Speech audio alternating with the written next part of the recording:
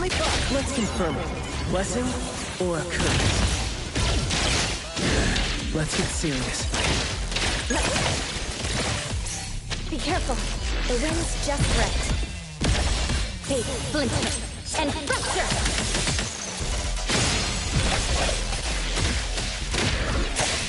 It's fine. Engage. Boss. Time to take a harder approach. Take this! Where's our backup?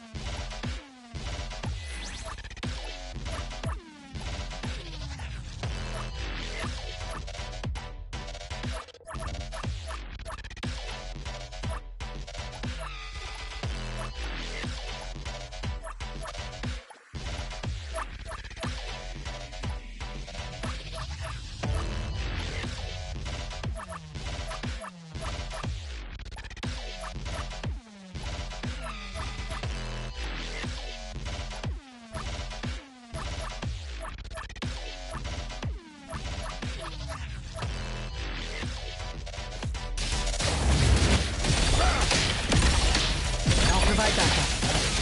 Now the time. Route secured.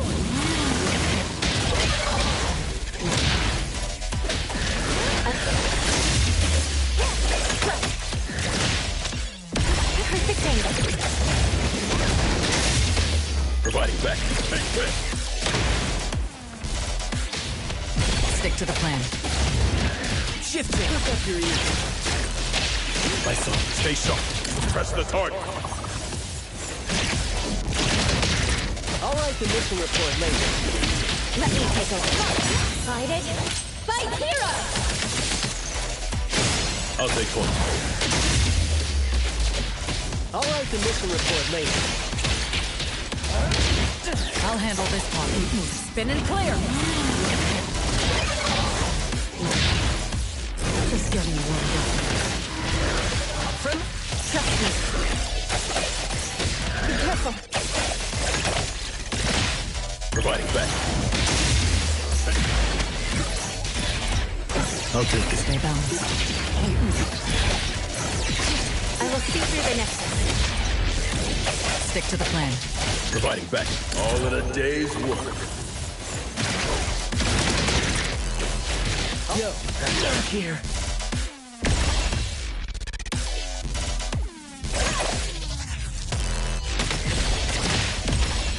Let's finish this!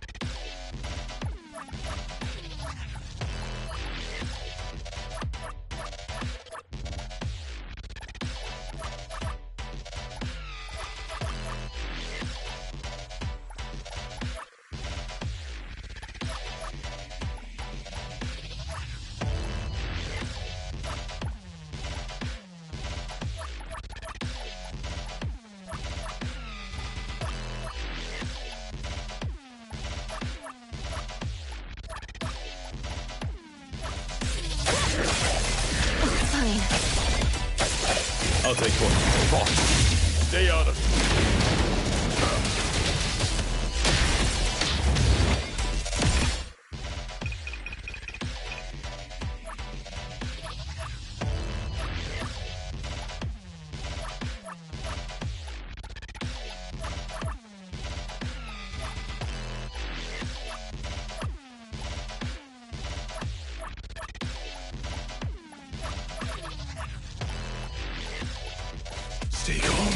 There's still a chance beyond my capabilities.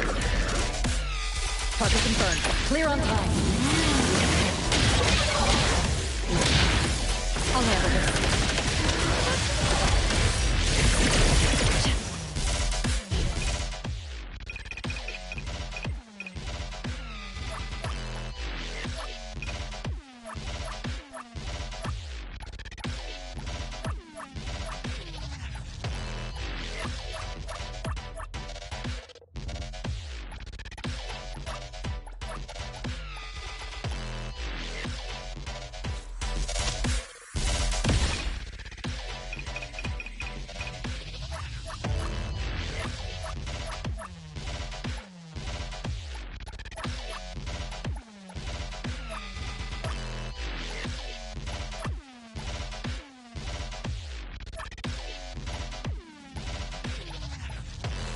Stay calm. My last delivery.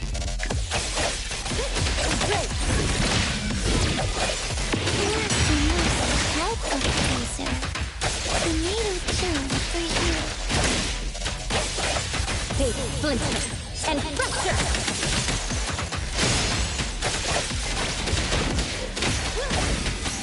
Be careful.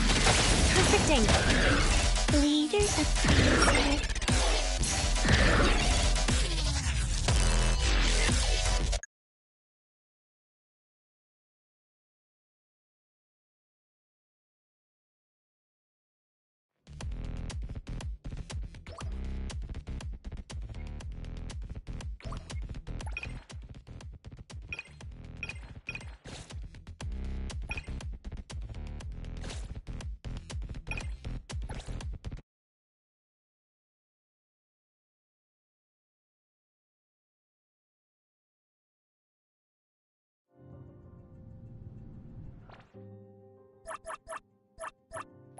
Another new day.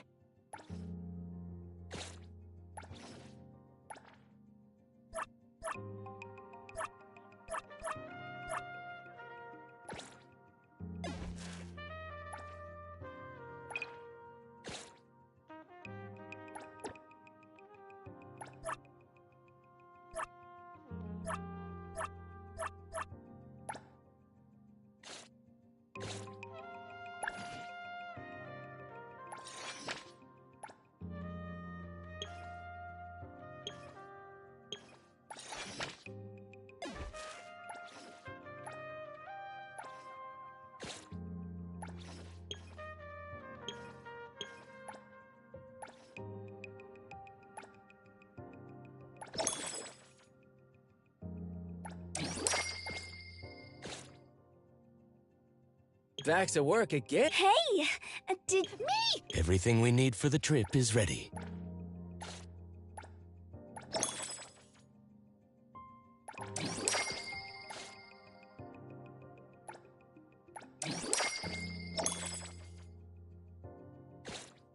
Go ahead, I'm listening.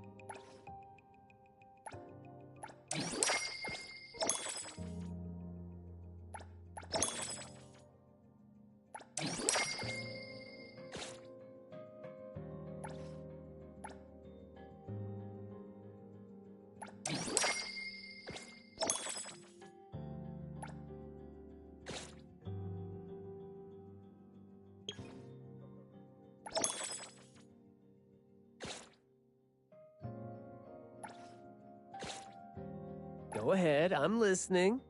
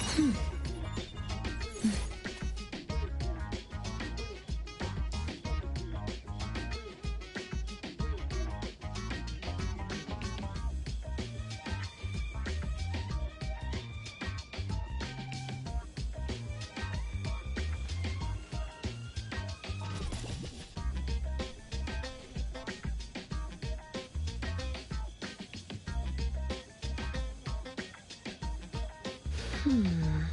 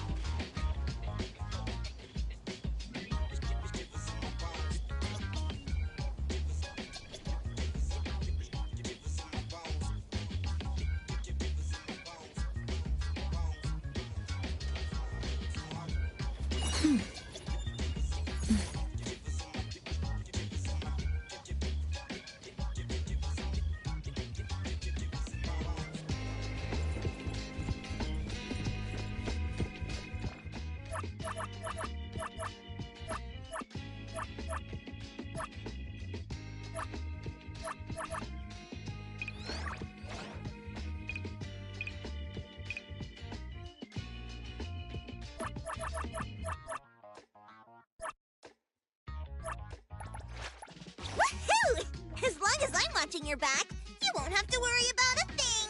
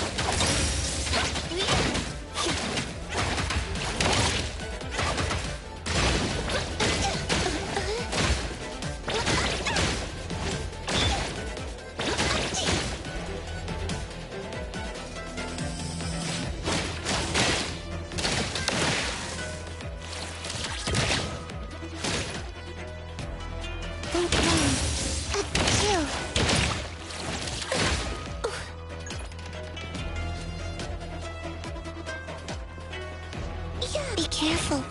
Glass.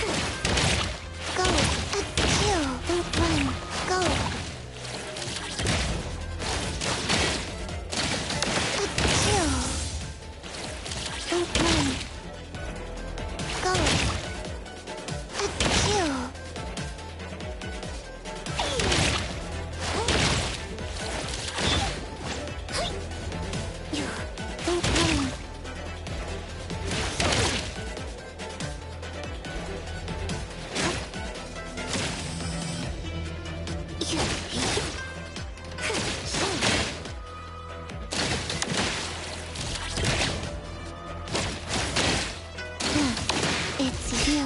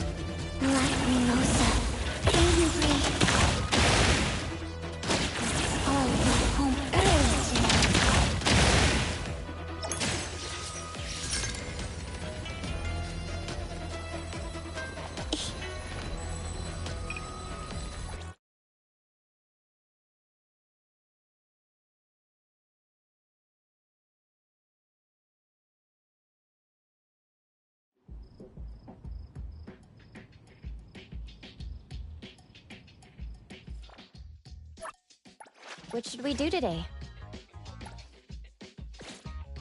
Another new day.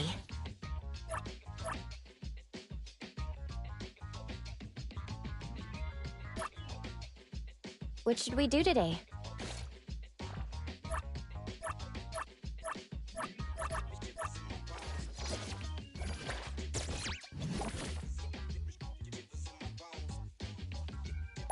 Today, Black Mimosa had a good dream. Should we head out?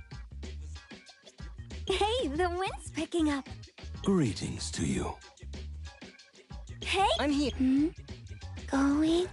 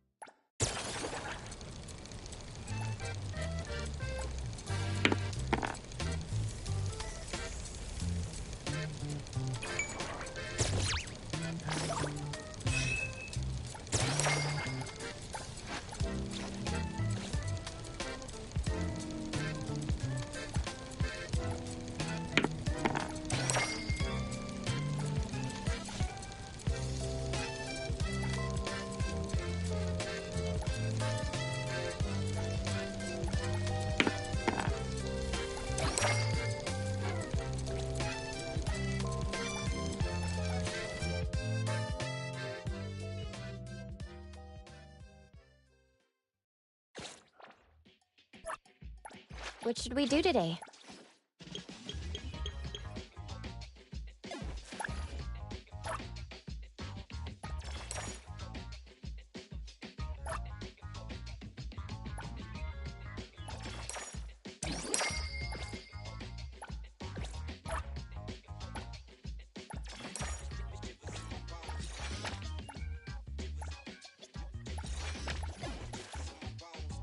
Hey! Did you need me?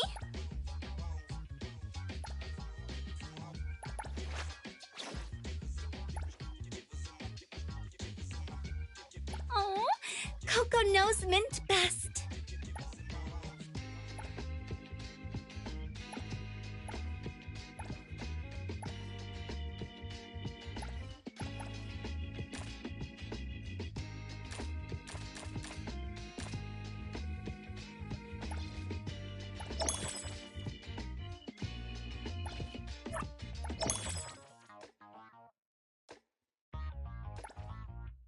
A gift from a friend is a treasure. I'll put it where everyone can see.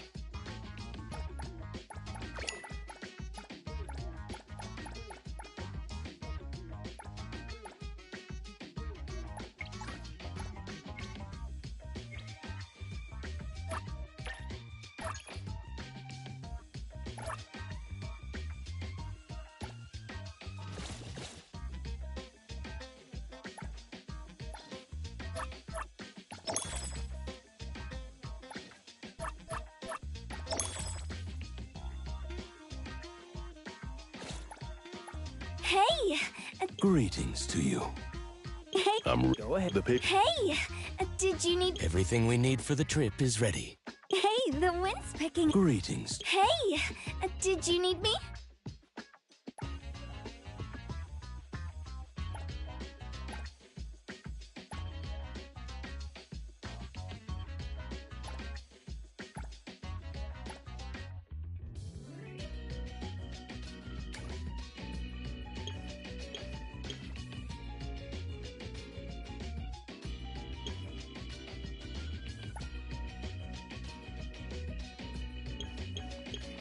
Another new day. Clarity.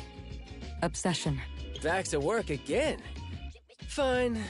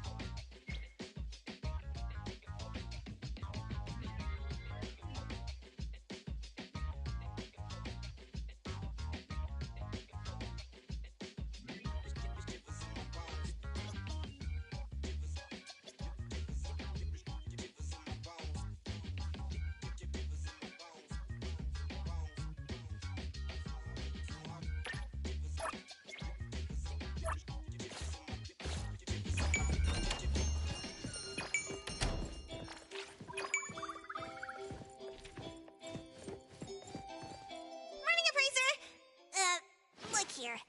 Is this package yours? It's not mine. Tagado says it's not his either. Oops! We made fun of Tagido for nothing. Not his, not mine, not Sakiri's, not Adler's. Whose is this? It's taking up a lot of space. Some new, antique? I don't think it's part of Hotori's collection. Huh? Wait, what's going on? About half an hour ago, when I returned to the shop, I saw a courier making a delivery. The package wasn't addressed to any person, just a bone antique shop. I saw that she was in a hurry, so I simply gave my signature for the package. I may have made a mistake. Maybe Kiromaru learned how to shop online? Wait, check this out on Bagel. Oh, what is it? Let me see! Mysterious puppets in Hetero. Performance art or terrible omen? Wait, doesn't this look just like the one in our shop? Are they from the same collection? What's going on? Seems that similar puppets appeared overnight in populated areas throughout Hetero. There are 5 of them so far. At first, people thought it was Giovanni's doing, some kind of puppet-themed art exhibition organized by the Dvorak's or something like that. Others thought it was a promotional event for Miss Ellie's puppet project 1,000 Faces, which has been trending. Until someone claimed it was the work of an anomaly that drains life out of humans to make puppets. That's when people started to take it seriously. OP claimed that one of his relatives was a victim, and if the anomaly isn't handled soon, Hetero will become a city of puppets. Is it really that bad? Anyway, people are afraid they'll be the next target, and more have been claiming that a certain puppet is someone they know, or even sharing close encounters with the anomaly. BAC has stepped in and urged citizens to exercise judgment, refrain from spreading rumors, and share relevant information to help the investigation. So, the one our shop received is the 6th puppet? Wait, was the puppet still human not long ago? Maybe it's better to get JTF involved. I'll contact the Bureau. Can't even chill this morning. Not all of us can skip beauty sleep and still be beautiful like that woman. My apologies. It's not your fault, it's someone else. Forget it. So who brought this thing? Take it away, dump it, I don't care. Don't let it mess with the shop's feng shui. We got you covered, boss! JTF will be right here! I don't see you getting excited about bringing customers over, and you're bringing JTF to the shop? You kids better not have stirred up trouble again. Here's what happened. In any case, we'd like you to come to BAC to assist with our investigation. We'll have to leave the shop for a while. Well, the BAC will compensate for missed working hours for Precious, Daff, and me. Why am I included? Of course. The BAC will provide reasonable compensation for losses incurred from taking up your time. Boss, I want to come along too! There are no Misties to catch today! The shop isn't closing for the day. Someone needs to handle things until all things are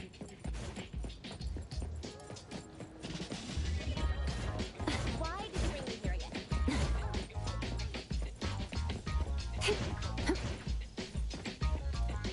The wind's just right.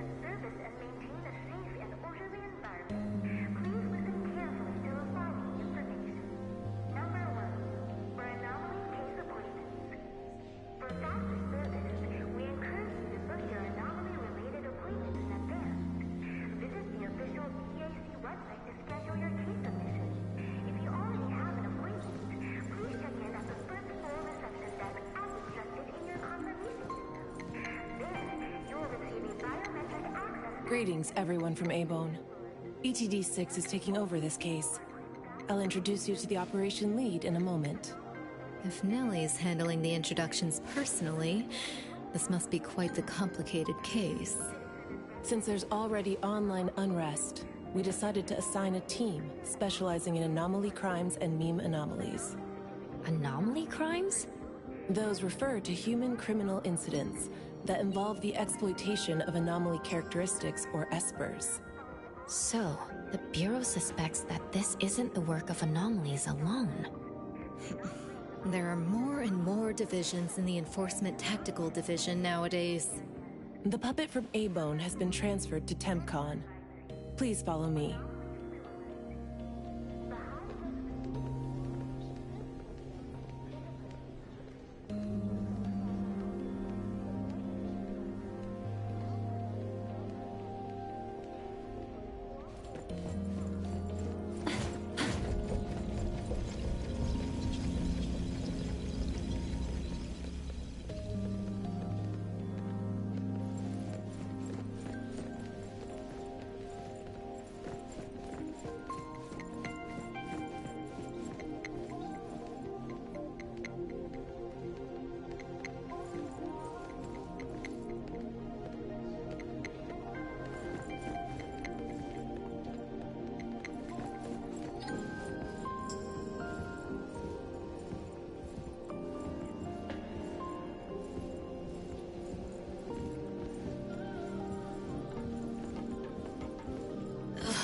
After so many years, the Bureau's shabby elevator is still so slow.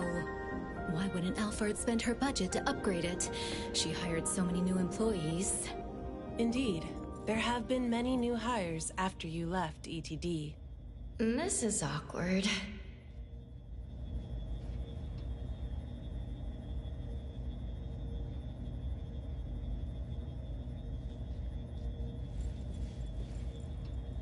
Precious, Daff, see you later.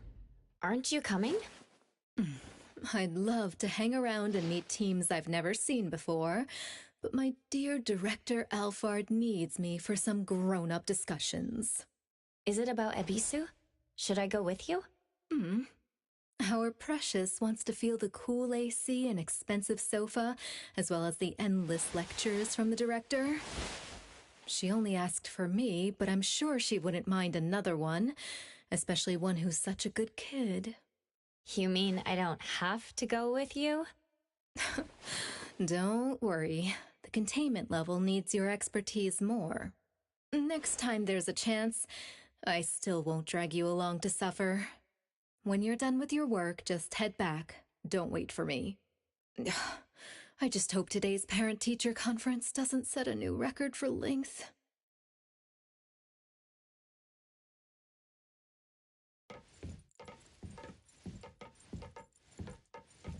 When I first came to the Bureau, Mint brought the anomaly to TempCon here, right?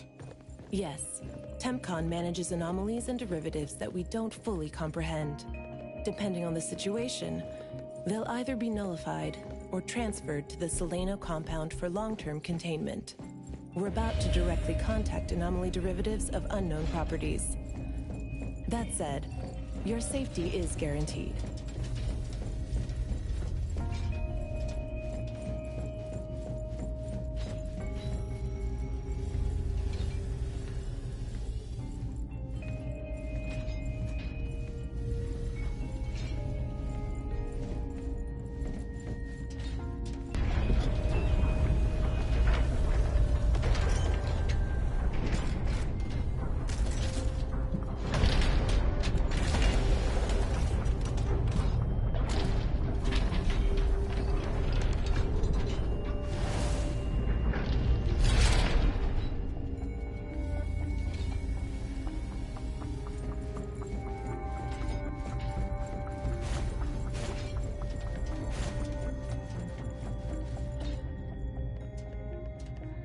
Allow me to introduce our guests. These are anomaly hunters from A-Bone Antique Shop, Daffodil, who witnessed the suspect in the puppetization case, and the appraiser, who has keen perception of anomalies. This is Chaos from ETD-6. Hi there. This is Lavinia, an operative from the Egosh Court. We'll be relying on the court's support for intel related to unknown anomalies. Blackbird was unable to attend today's meeting in person, so I'll be covering for her. Greetings to the people of Avon. Greetings. Now that everyone's here, let's get started. Who received the package? It was around 7:30 in the morning. I saw the delivery person place the package at the shop entrance. She approached me for my signature, saying she was in a hurry for the next delivery. I did not think too much at the time, but looking back now, the whole thing was pretty strange. The package was marked fragile, and the delivery person told me to handle it carefully. But the packaging was flimsy. Do you remember what the delivery person looked like? A young woman, not particularly tall. Short hair, in a Cool Express uniform. I didn't get a good look at her face, since her baseball cap was in the way. Curious. From the package to the delivery person, everything was fake. According to our investigation of the Cool Express in Bridge Crossings, the delivery person responsible for Hankaku Street does not match Daffodil's description, and their work records show no irregularities. The shipping records from the package center also show no fragile... Someone disguised themselves as a delivery person just to give A-Bone a puppet? Correct. The question is, why would anyone do this? Considering this may involve matters affecting A-Bone's interests... We also don't have any leads. Sorry to interrupt. I was thinking, what if this person wanted the appraiser's help? A puppet that allegedly was transformed from a human, wouldn't it retain traces of an anomaly? If that's the case, a client should have come forward to explain the situation. Even without a client, what harm is there in examining a gift at your doorstep? Can I take a look at it? Please, go ahead.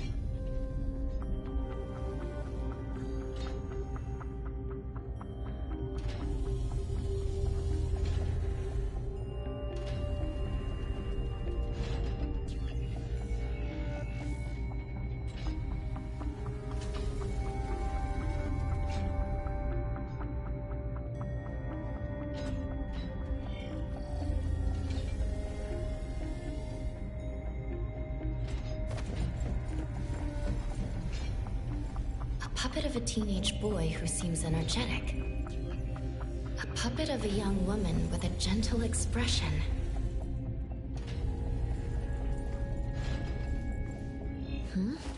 The cards in the pocket? Huh. The anomaly's aura seems to be coming from these cards. Bella? The red letters are names. And the number 0? All 6 puppets have a similar aura. It should be from the same anomaly, or the same type of anomaly. But it's very faint. I think the puppets should be ordinary puppets. They were simply in proximity to an anomaly. But the black cards in the puppets' clothes... The cards are the derivatives, aren't they? Very likely. So people being attacked and turned into puppets by anomalies is just pretty much what I expected. Who would spread rumors on Bagel to cause panic? Could it be the same person who delivered the puppet to A-Bone? Bingo. You're asking the right questions. My investigation shows that someone hacked a bunch of Bagel accounts, and this is starting to affect the citizens of Hathara. Who's ever out there watching and laughing at us right now? In any case, we can conclude that we can only explain the truth to the public after we contain or nullify this anomaly. And we have 2 important leads. First, however, neither of you know. The second lead is, in my experience. I wonder if the Egosh Court has any records of such anomalies? Could you help us interpret it? Unfortunately, we haven't found any matching anomalies in accessible records. If we can determine the identity of it, I should be able to glimpse at their fate. Chaos, consider... Understood. If anyone from A-Bone We will look out for more leads. Very well, let's adjourn. Thank you very much for your assistance.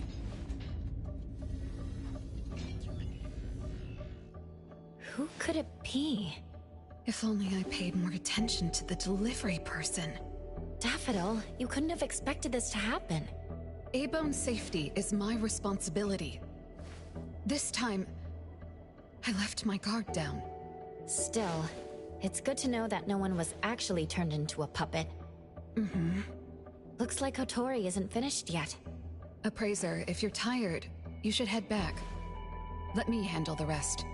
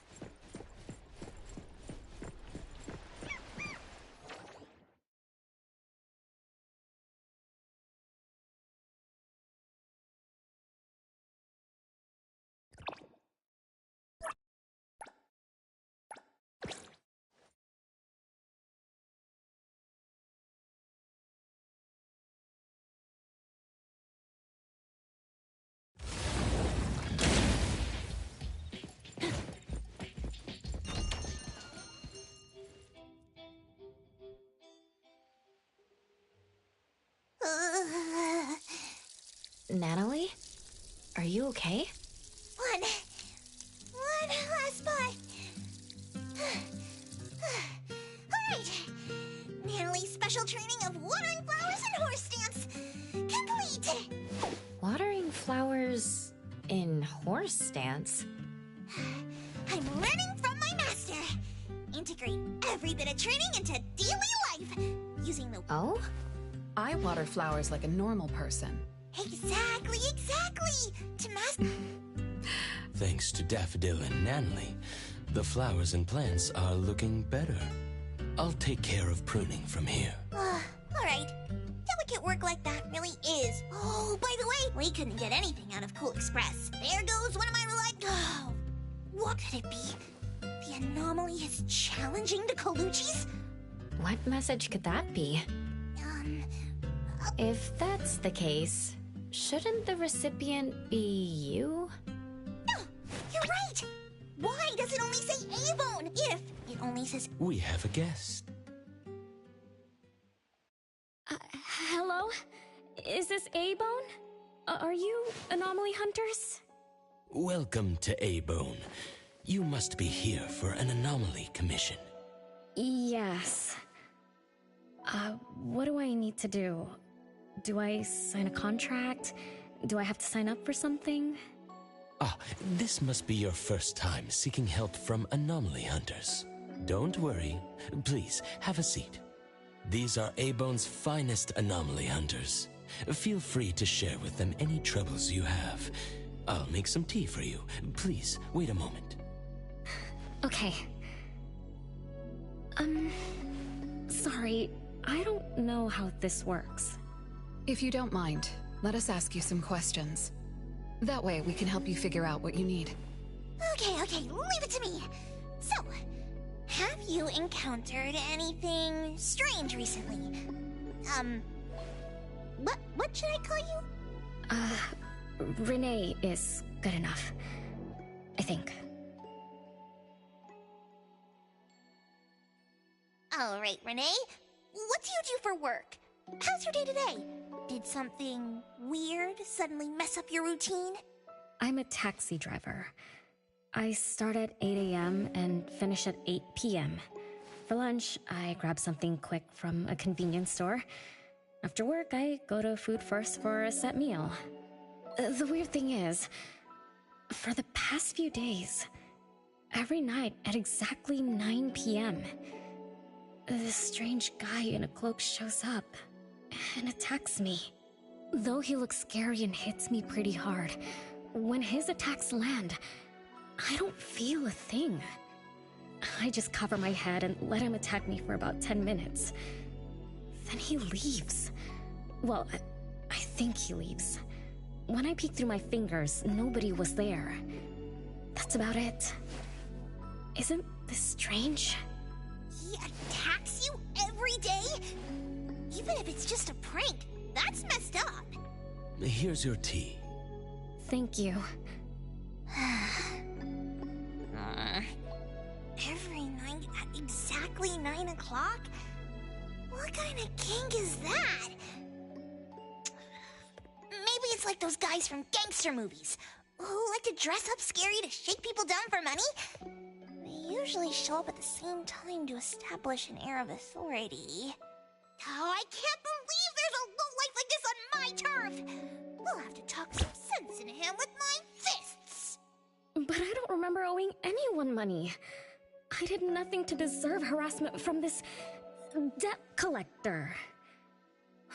He never says a word, just swings this huge scythe at me. It's terrifying. You don't feel any pain when he attacks. Could this be a hallucination, or is this debt collecting some kind of anomaly activity? That makes perfect sense! Yes, it should be an anomaly, just like Fuka said.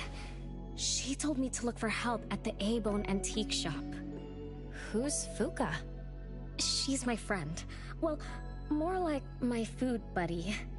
Fuka said, it's definitely an anomaly, and the anomaly hunters from A-Bone antique shop can help me. She recommended her shop? That's a first!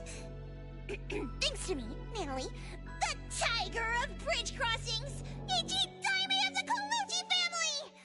Oh, I've made a name for ourselves. People are finally going out of their way to recommend us!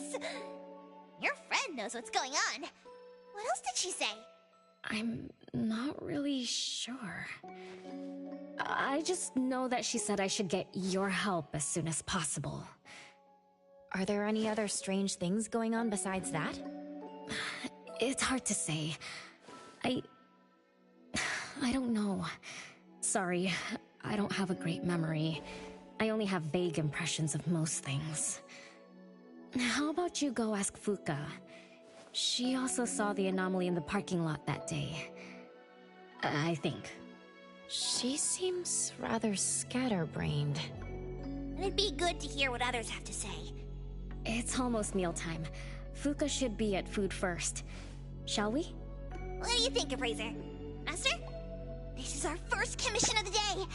We'll help figure this out and see if there's really an anomaly causing trouble. Let's not disappoint this very tasteful person who recommended us.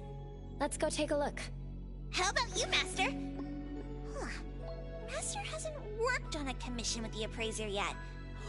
Maybe this is a good time to show you my latest training results! Hattori has no plans to go out today. Rest assured, I'll watch over the shop. Very well. Let's head out. Let's go. It's been a while since I had food first. Oh, I'm craving for their hamburger steaks. Hey, old man, we won't be back for dinner tonight. Take care.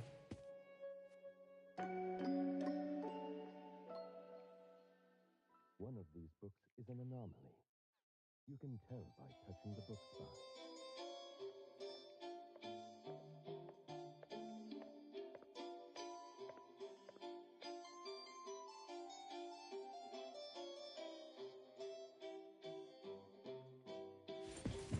A previous client gave my lady these books as gifts. It's nice.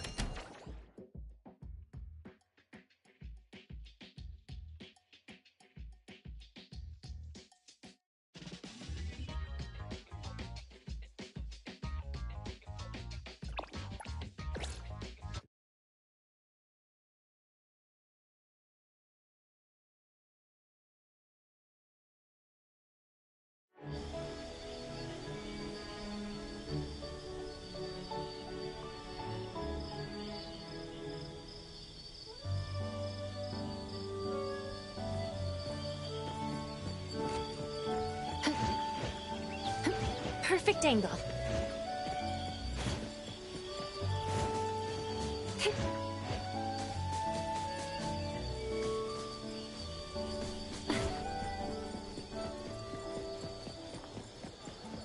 Big flinch and fracture.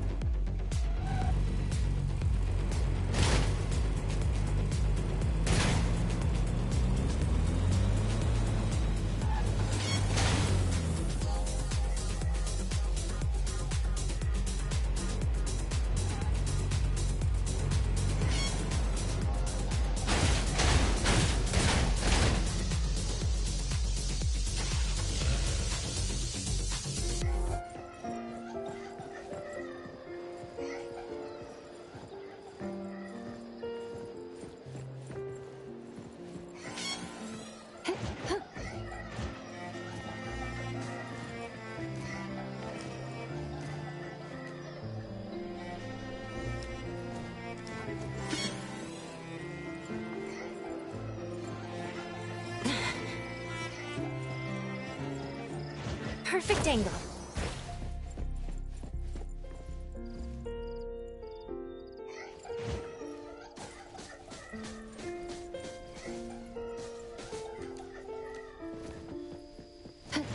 The wind's just right.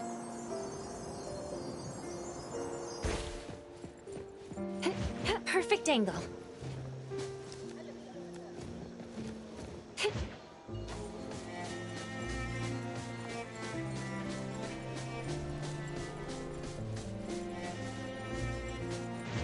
The wind's just right.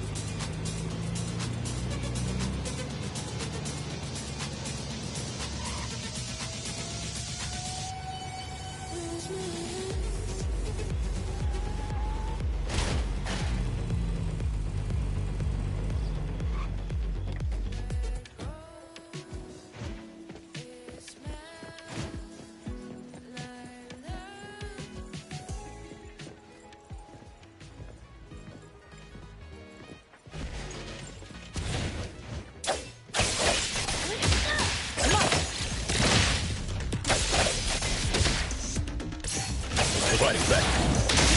All in a day's work. Stick to the plan.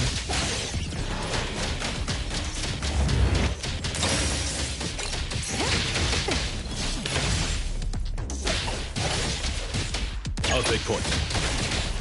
I'll handle this one. Spin and clear.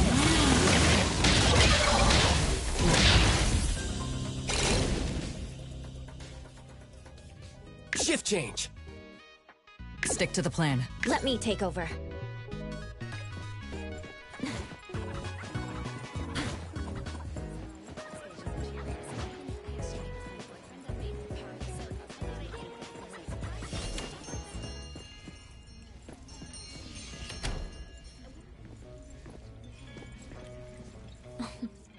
You're later than usual, little Renee.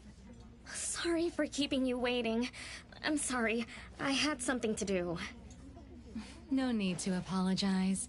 Your matters are more important. Are you anomaly hunters from A-Bone? That's right! The A-Bone detectives are back in action! I am Natalie Colucci, A.J. Daime of the Coluccis from Bridge Crossings! This one is the core of our family, the Appraiser! And this here is... It's been a while, Daffodil. Oh, you already know Master? Your master helped our family solve quite a few troubles in the past. Mother still can't stop talking about Daffodil's moves. Oh, no wonder you recommended us to Renee. Master's commissions always get perfect reviews. Sorry, I don't quite remember. It was probably back when the shop first opened, right? After all, we have monopoly on all anomaly commissions now. Fuka, we'd like to ask about the strange thing happening to Renee. Can you tell us about it? Of course. Let's sit down and talk.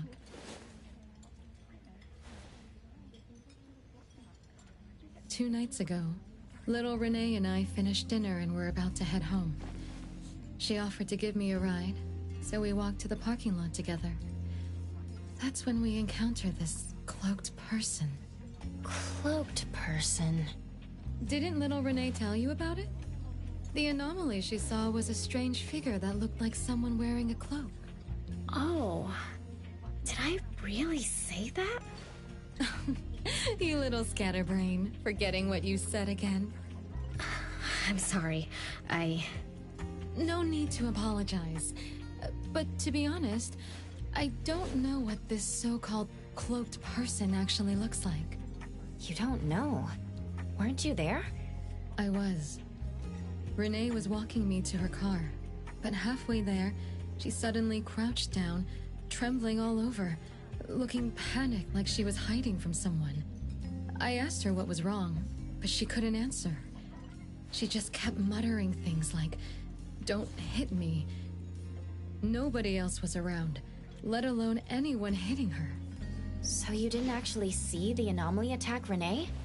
Mm-hmm. I did see her curled up on the ground, but I definitely didn't see the cloaked person she described. After about 10 minutes, the kiddo just stood up and asked me to follow her to the car, acting like nothing had happened. Isn't that strange? Are you sure this isn't some hallucination? Like, maybe she ate some weird shroom at dinner or something? I thought she was hallucinating at first, but on the way home, she told me that this weird thing happens every night at 9 p.m. It didn't sound like she was lying. Not a hallucination. Only she can see it. Harasses her every night at the same time. With something this bizarre, it's gotta be an anomaly causing trouble. So, any leads yet? Hunters from A-Bone? I see. Can I ask one more question? Of course, Daffodil. When Renee was clearly unwell, why didn't you contact a doctor? That's right. She acts like she's nice, but when her friend was in trouble, she didn't seem to be concerned or help her. Well, I was worried something might be wrong with her, so I told her to go to the hospital. But the girl insisted she was fine. So I just let her be. You also suggested that she should seek help from A-Bone. That's because I later realized Renee must have gotten herself into trouble with some anomaly. So I thought of you. Wouldn't it be better if you experts helped her, instead of having an amateur like me mess around? Daffodil, you may be thorough, but you always get obsessed with details. Same old habits. I'm the one who told Fuka that I was okay. Really, I'm fine. It didn't hurt at all. It's just that the anomaly was scary. Thanks to Fuka for explaining everything that happened. I'm not so good at that. I feel like I don't really know what's going on. We've been talking for so long, we almost skipped dinner. I'll buy everyone food tonight. Take a look at the menu. What do you want, Fuka? Same as usual. Spicy chicken cutlet curry rice. I'll have the same. I don't know about the other stuff at this place, but I like the spicy chicken rice, since it doesn't have those gross green peas. What about you, Nunnally and Appraiser? Go ahead and order something you like. We'll gladly take the offer.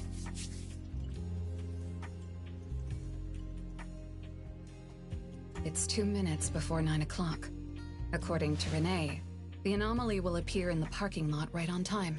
I wonder if we'll get to see that cloaked person show up to collect debts.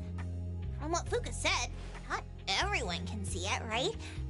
Or maybe ordinary people can't see it? It might not be a weirdo in a cloak either. After all, she's a bit scatterbrained. She could have gotten it wrong. There are many anomaly hunters here to protect you today. No need to be afraid. Thank you.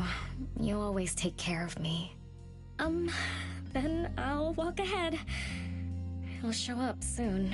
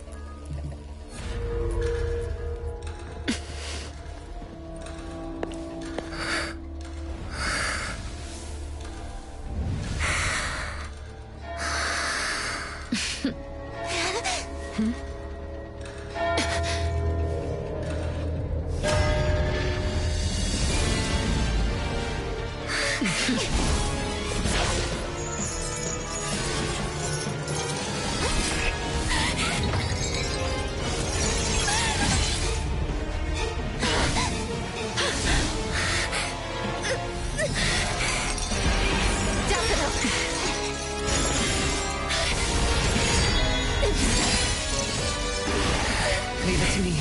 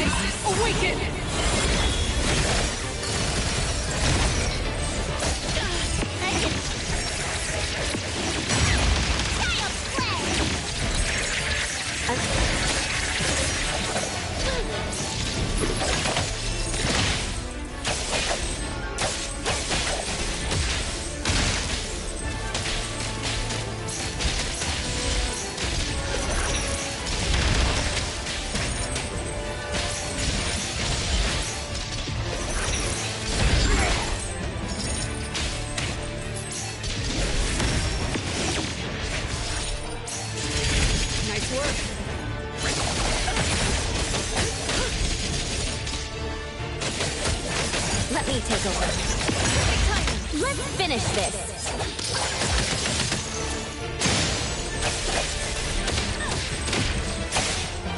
Here I am. Trust me. Take that! The city is mine!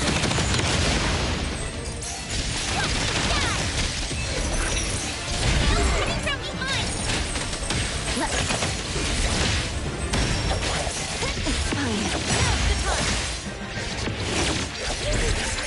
The wings just rest. Nice work. Nowhere to hide.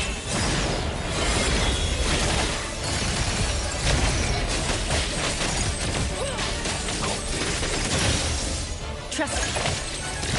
Take Splinter and Fracture!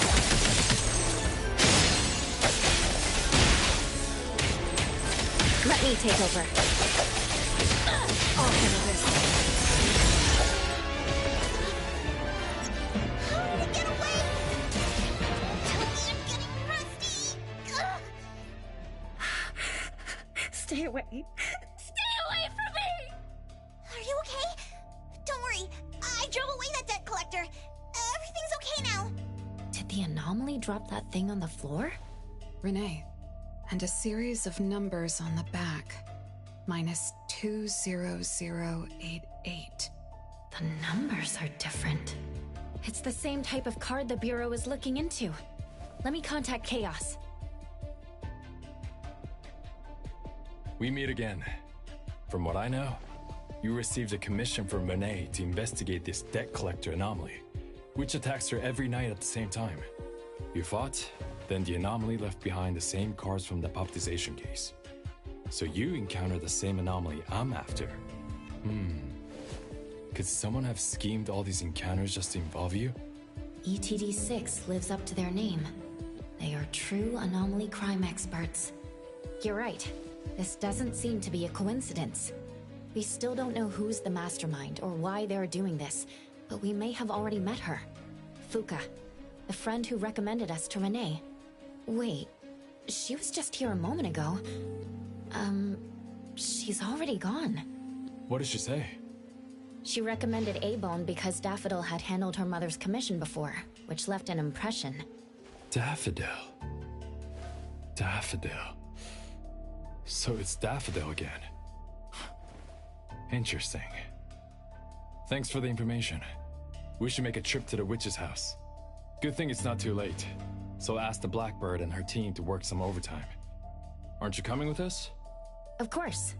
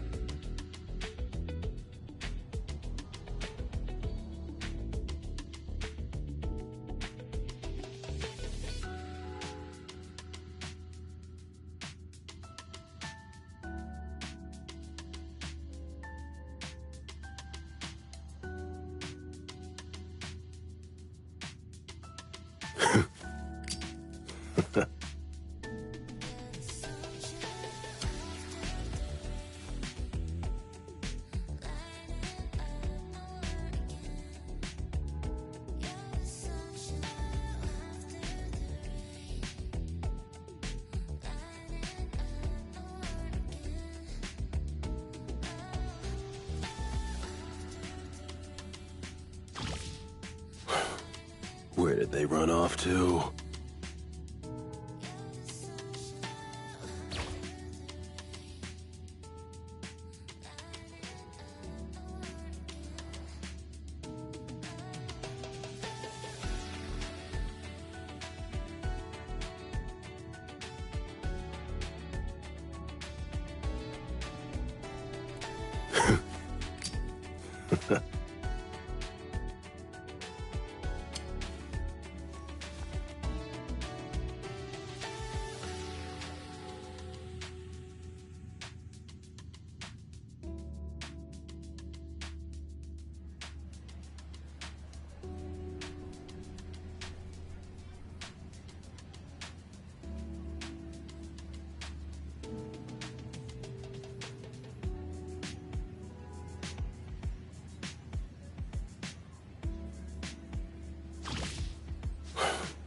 Where did they run off to?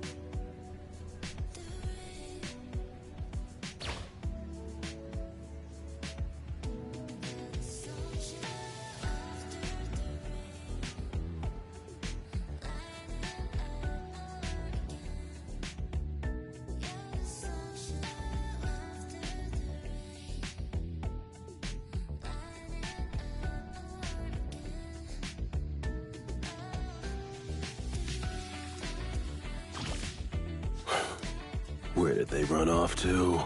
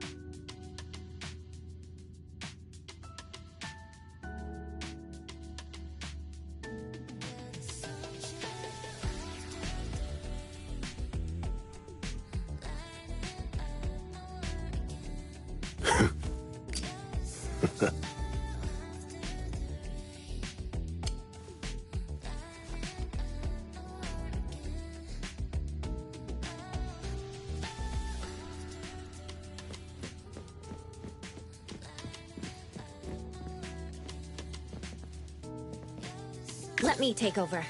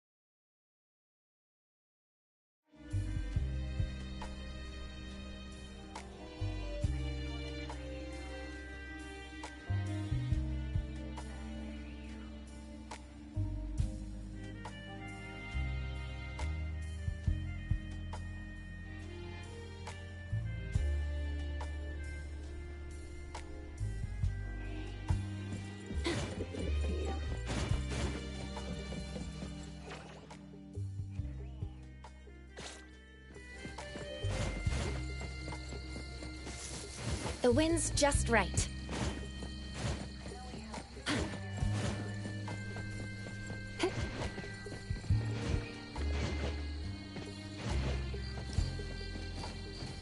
Perfect angle.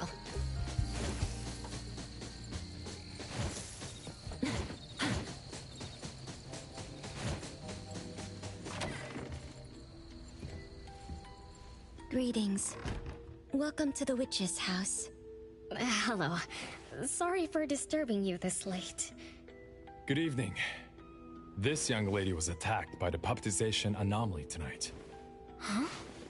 Wait, what anomaly? The one that turns people into puppets? So, those people really were... Well, we aren't certain at this moment. In any case, could you please share the entire incident with us? Oh, I'll tell you. Renee came to our shop because she wanted us to deal with some weird thing that appears every night at 9 o'clock to attack her. We were escorting Renee to the parking lot of Food First, and at exactly 9 o'clock, there was a poof, and a wild debt collector appeared. We don't know its real name. Natalie has been calling it the Debt Collector. That's right. It was swinging a huge scythe at Renee. I don't know if my eyes were playing tricks, but the scythe went through Renee's body. I was worried. I think I saw that too. Luckily, the appraiser blocked its weapon. Then they started going at it, trading blows and stuff. But the fight didn't last long. Oh, I was just getting started when he ran off. Do any of you remember how long the fight lasted? 10 minutes sharp. And afterwards, did you discover that the anomaly left the same kind of card for Renee? We did. Appearing on time, disappearing on schedule, and leaving similar cards for the victims. This debt collector might be a type of rule-based anomaly. Rule-based anomalies usually follow predictable patterns. They also have a complete set of rules in their domains. For example, if any of you were to enter the anomalous realm it creates, you wouldn't be able to get out easily. Instead, you'd have to follow its rules. Some rule-based anomalies symbolize rules themselves. You can think of them as the manifestation of rules. Others have some kind of goal. In such cases, nullification is extremely difficult, and No wonder it got away. Is Abisu's security anomaly also a rule-based one? It is. So, the key, and someone beat us. The next questions are, why target Renee? And what do the numbers on Renee's card mean? Why is the message left for Renee different from the others? Another annoying puzzle. If only Nietzsche were here. I could do a divination for Renee. Maybe we can find something. That's a surprise. I've never had a divination before. Is there anything I need to do? Just relax and close your eyes now. Oh, lost child of fate. Your tomorrow is trapped in blankness. Wait, what? What trap? What blankness? I thought divination is about tomorrow being lucky or a sunny day. Oh, your fate is rather unusual. I'm afraid I can't give you further interpretations. But I once performed a divination for another woman with the same result. You might share similar fates. Her name was Dolores, head of the Constantine family. She was tired of her life, saying she was never truly alive. Yesterday, today, tomorrow, each day was equally empty and void of meaning. I think that was because she lived for far too long. Uh-huh. She lived for a very, very long time? They say that Lady Dolores is an immortal with eternal youth, that she made a deal with the devil for unlimited lifespan at a huge price. However, eternal life can be a curse, and the Constantine family met their demise decades ago. That was when most people didn't know about anomalies. People simply believed in curses. From what we know now, she was either a long-lived Esper, or she made a contract with an anomaly. Lady Dolores told me that she is one without heart, which is the truth about the curse of immortality. No heart, no bonds, no attachments. Alone, her memories of the past grew dim through the years. Neither does she pay attention to anything happening around her. All she had was a numb void, but she still yearned for lasting companionship and loyalty. So she sought divination from me to find a way to change things. Perhaps because her future extended indefinitely, with no end in sight. All I could see was blankness. Were you able to help her make a change? If I remember correctly, I told her, if you want something, you must first give. I'm not sure if this helped her, but I remember her face when she left. She seemed more at ease. Both that lady's divination and mine resulted in blankness. Maybe that advice applies to me too? It's just a reference. You could see it as a fun story. It's enlightening, but it doesn't help much with the issue at hand. It's getting late. Let's call it a night. Thanks for all your help. Miss, let me escort you home. Okay. Thank you, Chaos. Blackbird, thank you for your time. We'll head back now.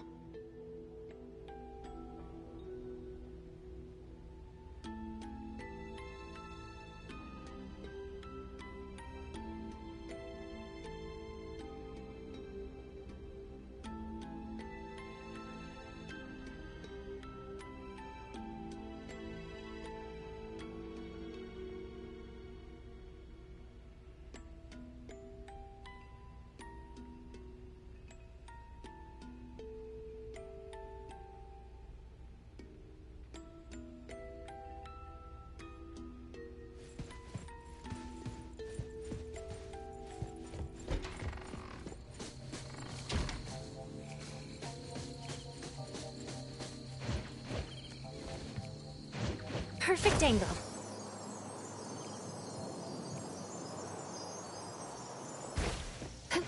The wind's just right.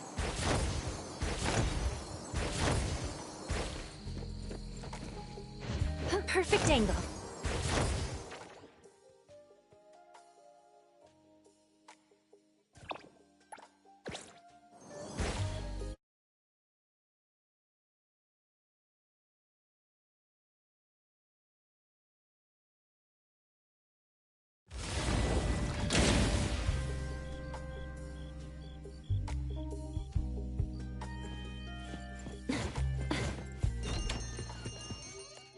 Whoa, it's already so late.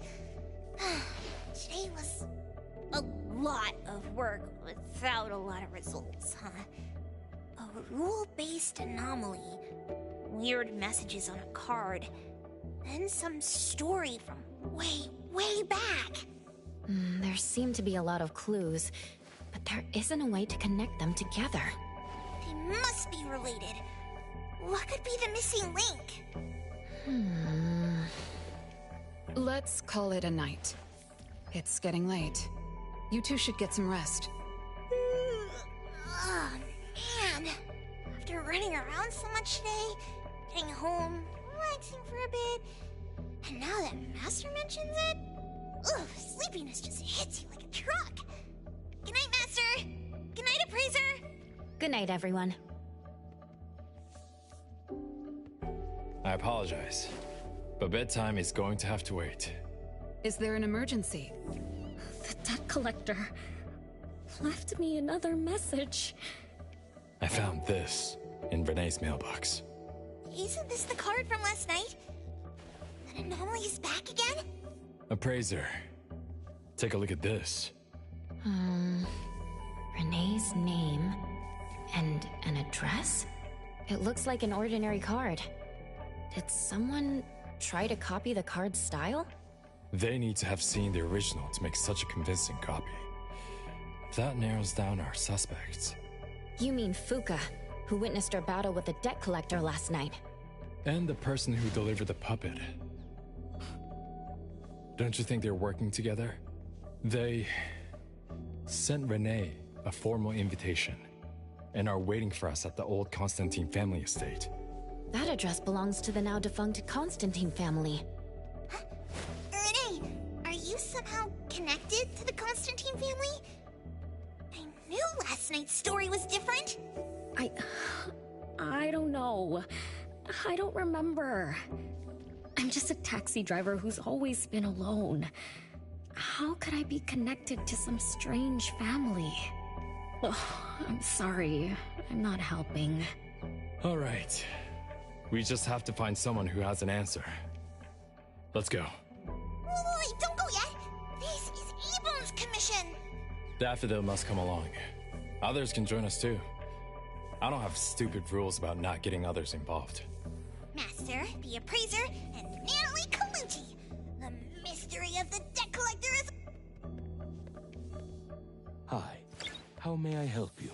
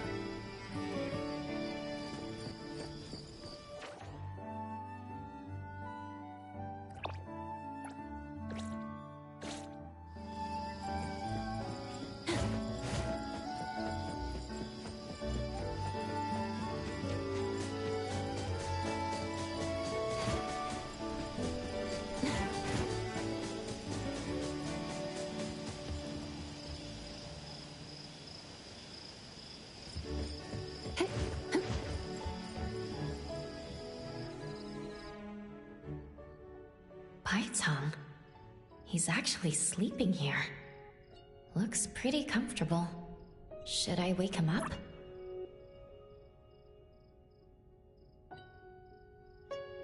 I'll just pretend I didn't see anything.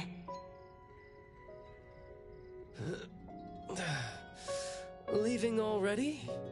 Oh, so you were already awake. Up until just now, I was probably half asleep, half awake. Looks like I disturbed your dream. Or perhaps you saved me from a nightmare. Then I'll try to save you earlier next time. I'll send you an SOS for my dreams. Though, if only you really had come earlier. Because the nightmare was scary? Because I originally came here to watch the sunset. But before the sun even set, this warm breeze made me drowsy. Next thing I knew, I opened my eyes to nothing but stars filling the sky. That's a bit too comfortable. When there's nothing to stress about, you should live a little more relaxed.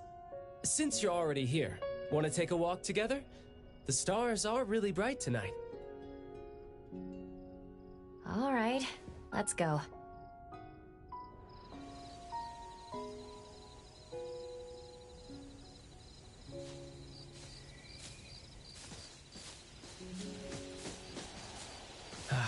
What a beautiful view. Do you think we might be the first people in all of Hethro to come up with the idea of stargazing in a flower field tonight? Does it really matter either way? What would happen if we were? It would be pretty memorable. What if we're not? It would still be pretty memorable? Then it doesn't really matter either way. Those three brightest stars in the northern sky, when you connect them together, form the legendary Hethro Great Triangle. Yeah. Or maybe we should call it the Baitong, given your talent of making that up on the spot.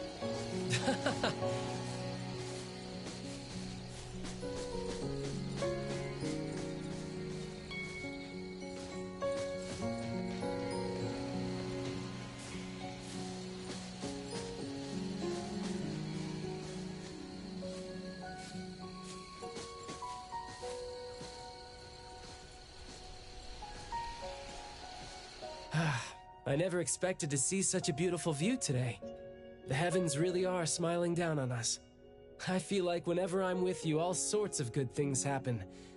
How about considering a career change and joining ETD4 as our lucky charm? Being a lucky charm, though, I'll pass on that. Speaking of them, maybe I could tell them about this nice spot sometime and we could have a picnic here.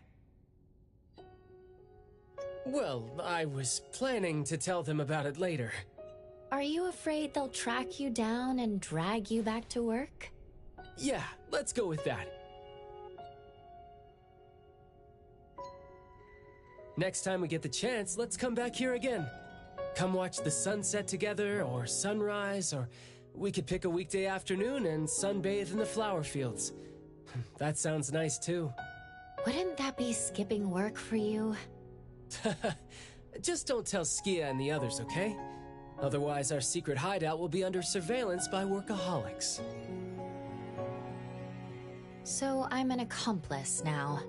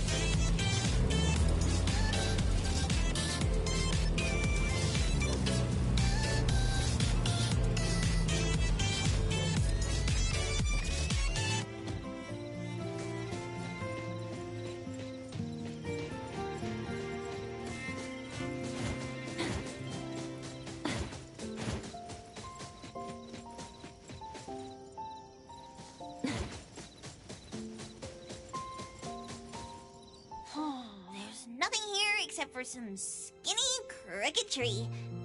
How is there nothing else? Was there really a big mansion here before? It's a cherry blossom tree. I didn't notice before, but wow. It's grown so tall already. The branches might be thin, but they're sturdy. Natalie, do you want to climb it? Me? Climb the tree? Now? Let me see if there's a good angle to climb. It's been a while. I'm not sure if I can do it. Or maybe it's because I was smaller when I was a kid. I could just hop and reach the top.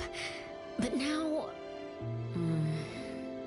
maybe it's better not to try. Huh? Why are you all looking at me? I'm sorry. My bad. This isn't the time to be fooling around. Let's have a climbing competition after we solve the mystery. Let's get back to the case.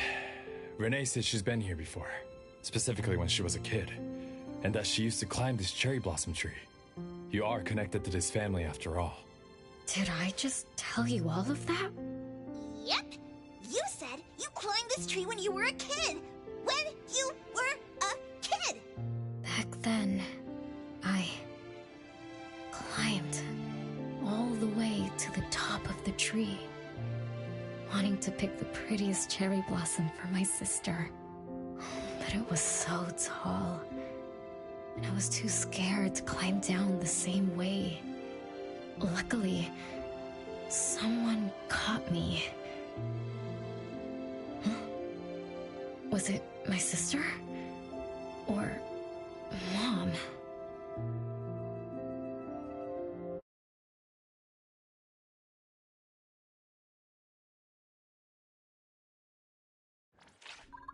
Ow! That hurts! Renee, are you okay? My head hurts, but my limbs are where they should be. What about you, Appraiser? I'm okay too.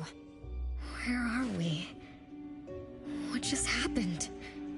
I'm not sure, but it looks like we're in an anomalous realm. You remembered climbing the cherry blossom tree as a child, then we got pulled in. Natalie and the others aren't here. We might be separated. This is my fault. I'm so sorry. I had no idea this would happen. No worries. It's not your fault. Besides, we hunters are used to being pulled into anomalous realms. The real question is, how did we end up here? What a grand entrance. This must be some wealthy family's mansion. Such as the residence of Lady Dolores, head of the Constantine family. Have we traveled to the past? Not necessarily. Maybe the anomalous realm is simply recreating scenes from the past. Do you recall anything else from when you were a kid? Anything helps. I can't. My brain is still foggy. But I can feel this. Ever since I got here, I've been having a sense of nostalgia. You must be somehow connected to the family. Whoever brought us here knows that. But didn't the Constantines disappear decades ago? That doesn't match up with my age. You're right. What you just remembered was from when you were little. If you can remember more, maybe we can get closer to the truth. I'll do my best. But how do I do that? Let's look around. Maybe we can find the key to your memories.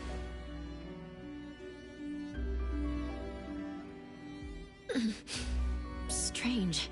It won't budge. I'm feeling rather shut out. Is this really a door? It feels so strange. Maybe it needs to be opened from the other side? Maybe. Let's check over there.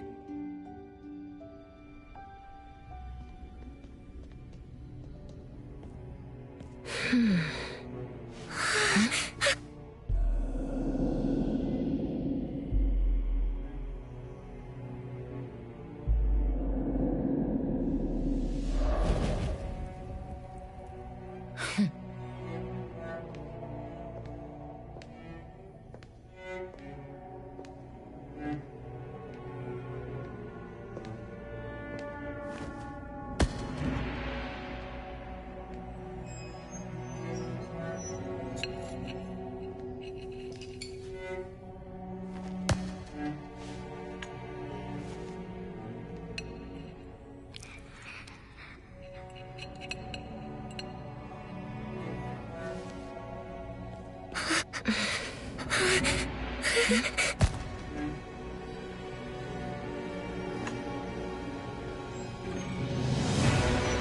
you.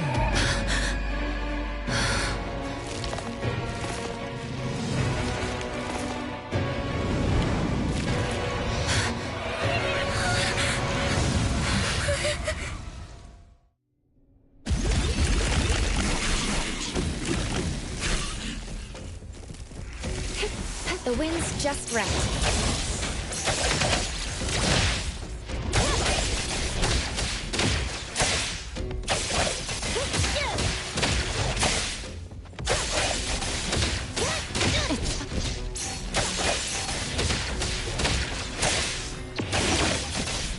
Perfect angle. Be careful. It's fine.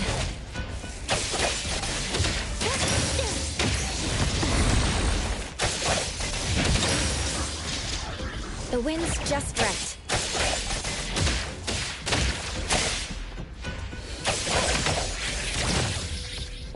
What was that just now? Something from the past? A family sitting around the table, getting ready for a meal. Is this space replaying events from the past? How strange. It's like watching a movie. That's called a reenactment of the past. But did I just upset them?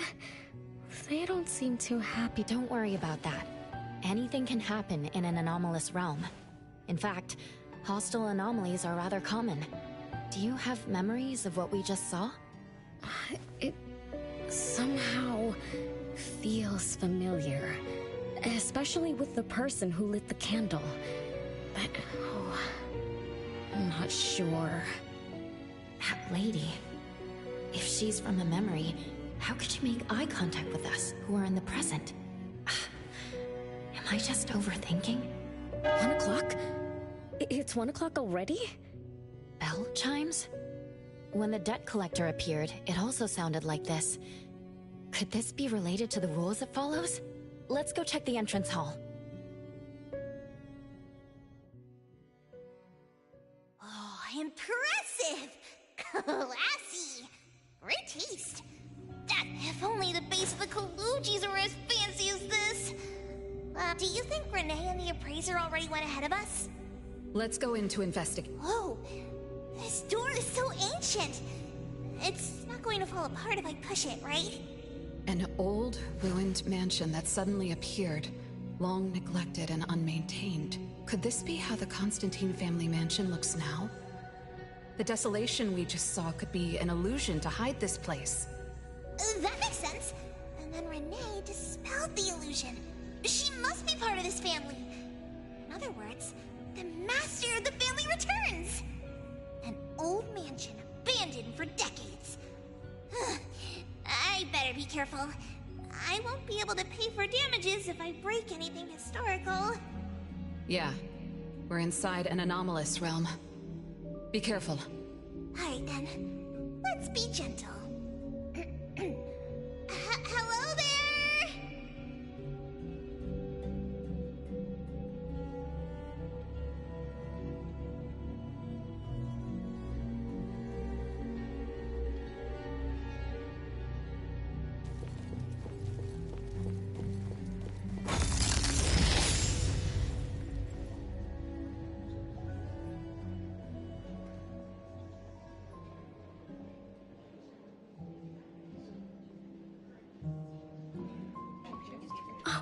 It's that lady from before. Excuse me. Sorry. Wait a minute. Were you talking to me? I'm so confused. It's like an interactive movie. Maybe we're also on the stage. Are we the audience? Let's just say we're on the right track. That lady. We'll have to squeeze. Are they having a...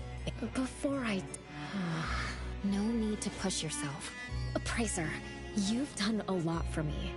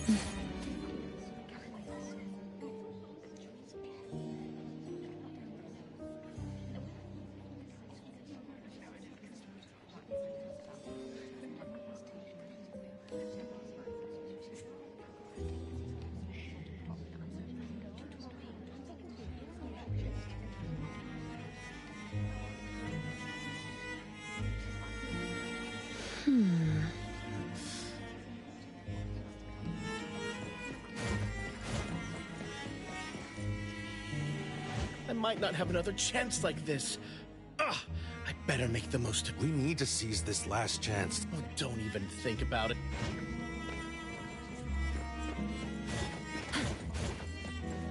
Which family does that young girl with the white hair belong to? How come I've never seen her before? That should be Bella, the eldest daughter of Lady Dolores. She is the organizer of this farewell banquet. Her daughter is already that grown up? She doesn't look that much older than her daughter. Shh, keep it down. You know that woman is cursed. What a shame. I was hoping to introduce my brother to Bella.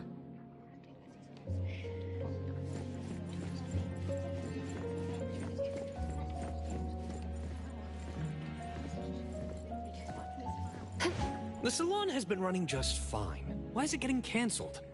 Apparently the lady wants to focus on family affairs, so she's withdrawing from the social circles of the nobility. Such a shame.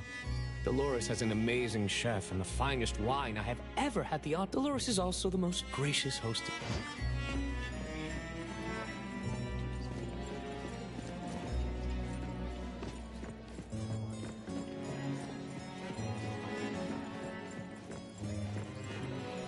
That woman is finally stepping down from the stage. Tut-tut, shamelessly enjoying eternal youth. Just because she had a deal with the devil. Look at this mansion. Look at all these treasures. Who knows how much wealth she's swindled over however long she's been alive. This is my last chance to find her source of immortality. The salon ends at 3 o'clock. Look at what time it is already. What's taking those useless guys so long to make a move? I told you, those so-called exorcists you hired are nothing but frauds. You better give up on your delusions. My brain is getting fried from what the guests are saying. So many conversations. So many faces. So many names. Let me think. Bella. That sounds familiar. Very familiar. Extremely familiar. Oh, that feeling is back again. It's just hearing that name brings up this nostalgia. One of the puppets recovered by the BAC is also called Bella. Can this be a coincidence? What do you think? You said the BAC found cards in the pockets of the puppets, and those cards were similar to the one I got. That means I'm connected to the puppets. By the way, Lady Dolores' daughter, whom we just met, also gave me this feeling of nostalgia. I guess I'm really connected to this strange family. Did you remember something? Could I have been their driver? I'm pretty confident in my driving skills. No? Why don't we find Bella and ask for confirmation? That's a good idea. I want to talk to her, too.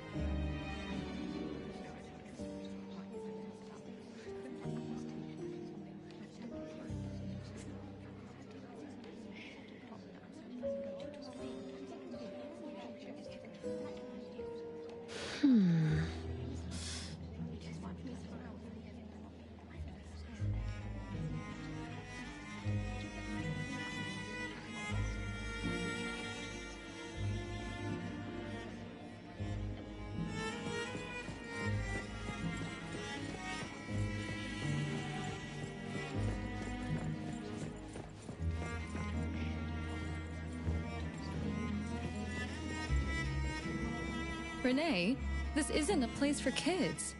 Huh? Bella? You know me? Child, I'm your older sister. Remember, you should address me in a formal manner. I can't believe I have to tell you this. Mother has indeed spoiled you. Sister? My big sis? Why are you so confused? Oh, did you oversleep again? Mother warned us not to interrupt her salon, but you just had to go see what's going on. Like the time you hid in that cabinet to peek through. You ended up very disappointed, remember? You said adult social gatherings were boring, so you dozed off. You fell asleep in that cramped cabinet. When you woke up, you were so groggy that you forgot where you were and what you were doing. And then you woke up, but someone had shut the cabinet door, leaving you in a dark, cramped space. You snapped and started to cry. Desperate to escape, you threw yourself against the cabinet door. That day, every guest witnessed the extraordinary commotion you caused. You completely ruined Mother's salon. I didn't mean to, big sis. Is that so? Do you really think I'm your sister? Huh? Big sis? But aren't you? No, Renee. I'm just a shadow bound to this place, destined to meet you. Though you might have forgotten or abandoned us, we've been waiting for you all this time. We've been waiting to relive these moments with you. So, I really am part of the Constantine family? I'm her daughter? Looks like that poor brain of yours still remembers something. If you didn't even know your own mother, how sad would it be for those who love you? Where are they? Mom and the others. Are they still home? My dear sister, this is the Constantine mansion trapped in the past. Everything that happened here, everything about us, reenacts over and over again at this place. Come on, Renee. To return to the past, you must reclaim the choices of your past, including all your mistakes. If you're not Renee's older sister, then who are you?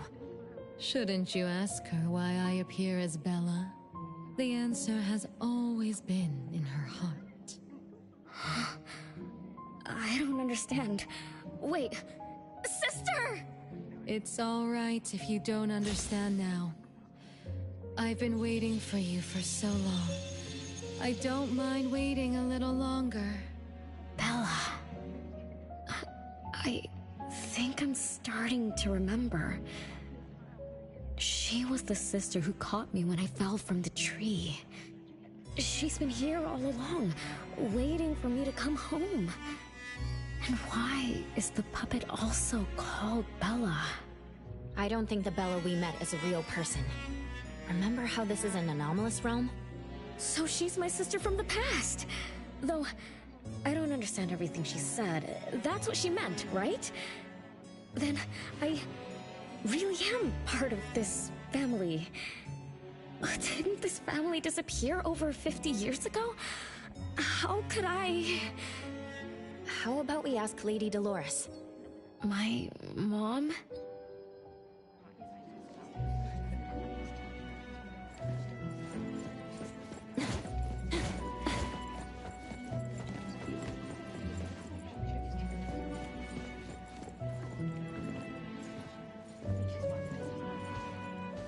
Hello, can I pass through? Excuse me, coming through. Hey, get in line if you want to butter up the missus. Take turns like everyone else. You're not the only ones who need something from her.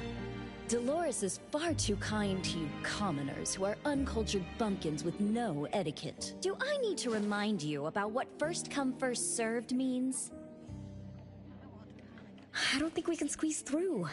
These guests aren't very friendly. There was one bell chime when we came in. The salon started at 1 o'clock. If this scene closely follows how it played out in the past, they should leave as soon as the salon ends. We should be able to approach Lady Dolores then. Oh, good point. Thanks for coming up with a plan. I couldn't have done... It should end at 3 o'clock. So we wait until the clock chimes 3 times.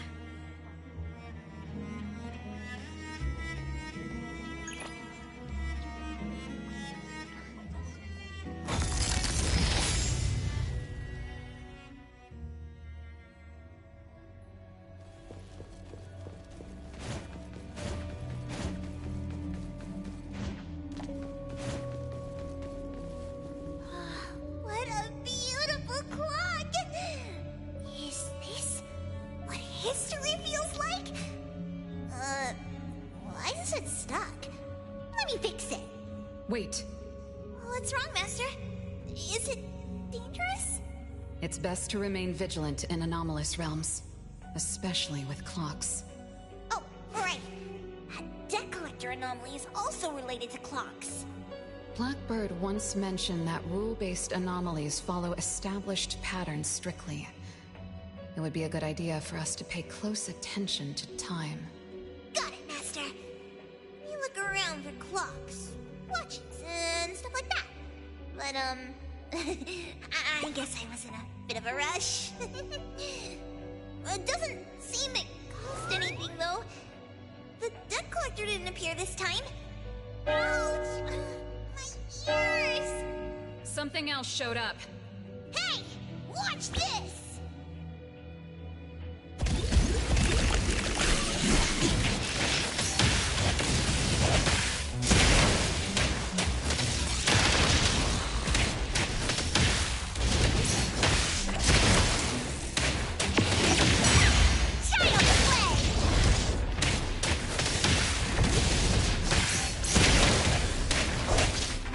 Just a tickle.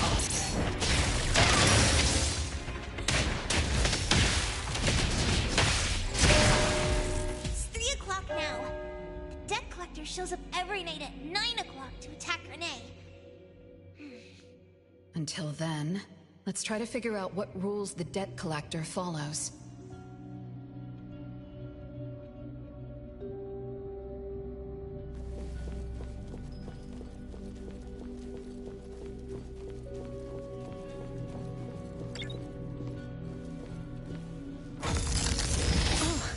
It's 3 o'clock already. As you expected, all of Lady Dolores' guests have left. I'm going to see Lady Dolores now. Take it easy. Don't be so nervous. Okay, deep breaths. Deep breaths.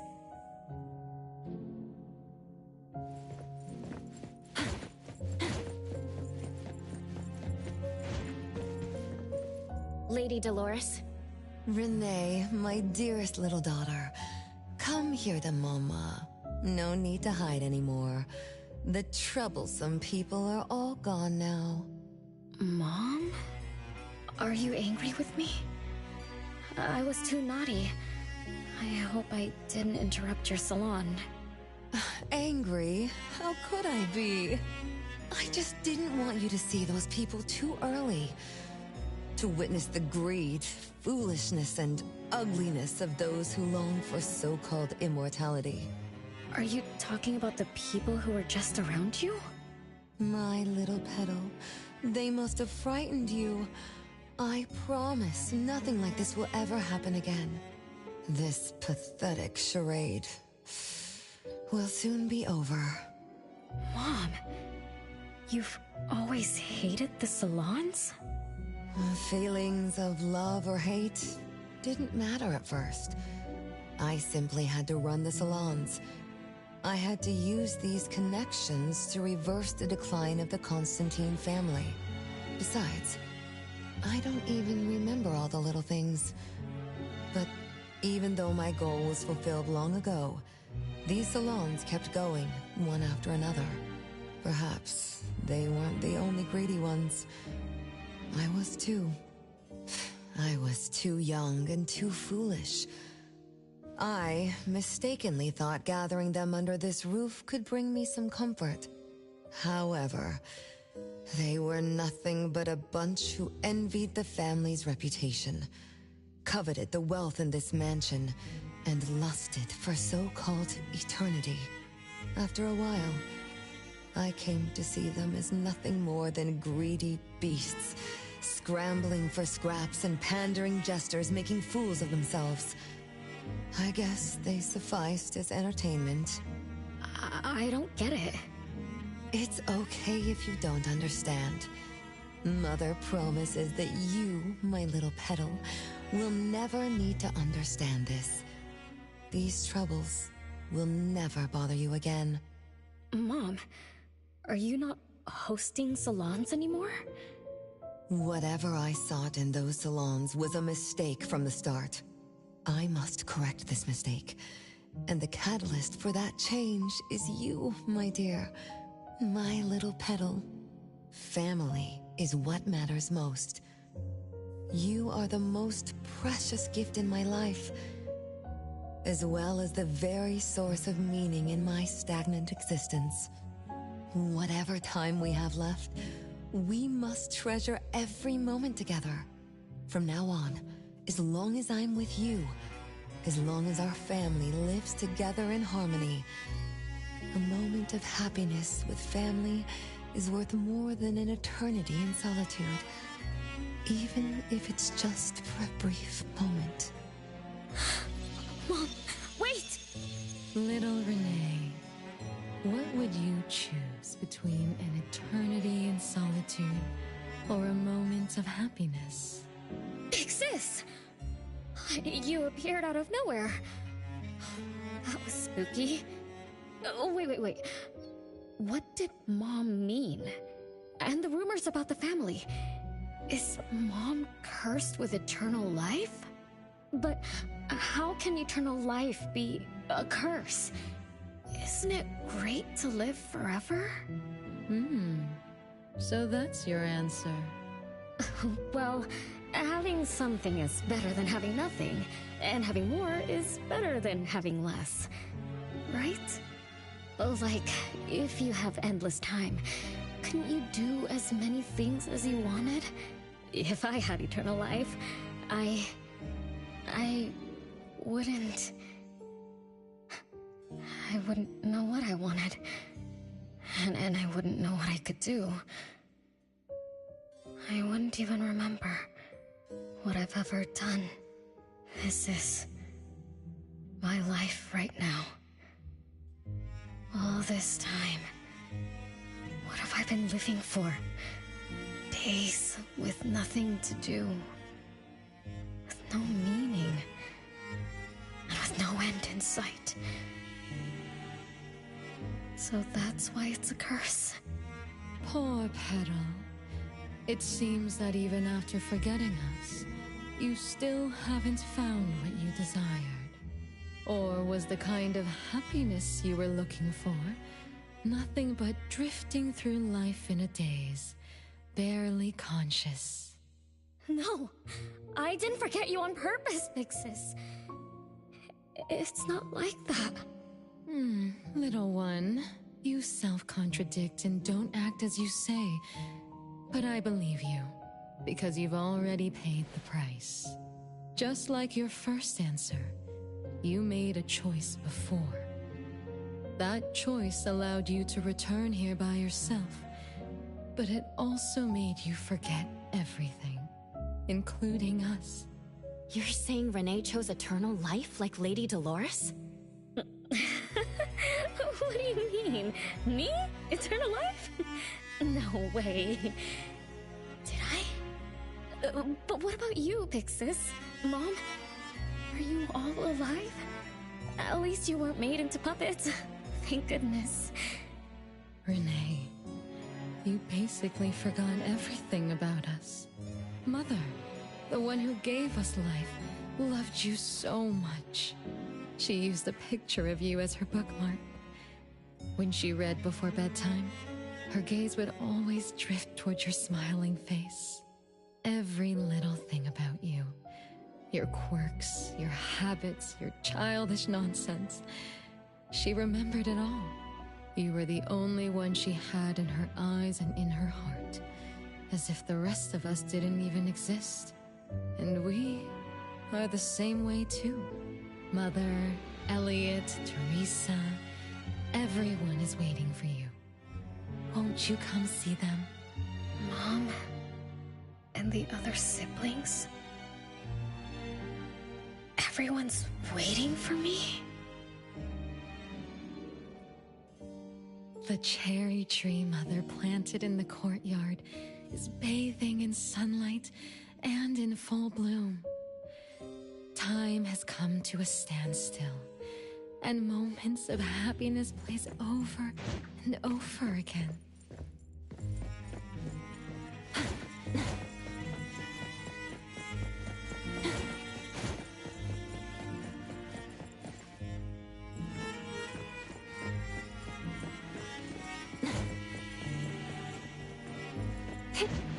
Perfect angle.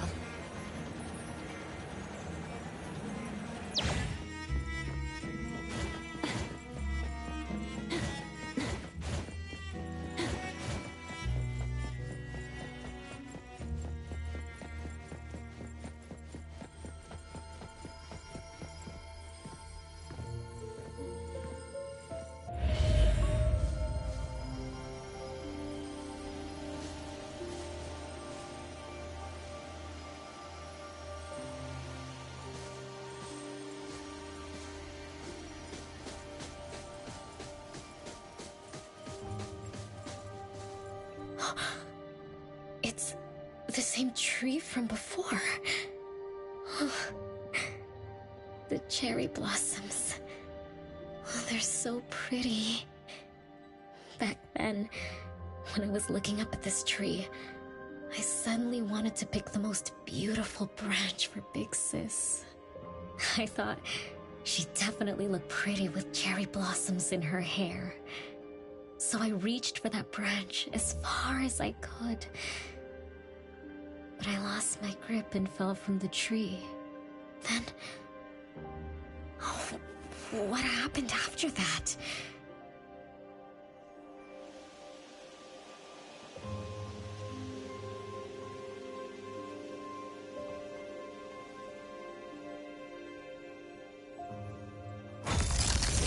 This is the crooked tree we saw when we first got here. The flowers have withered. Just like the fate of the Dolores family. Be careful. Looks like we're not the only ones here for the flowers.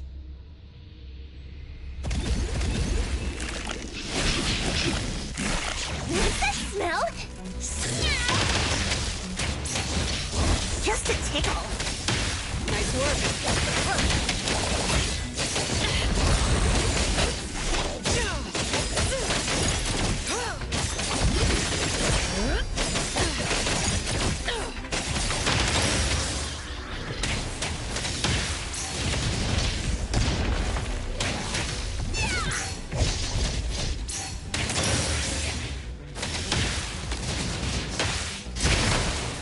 Nice work.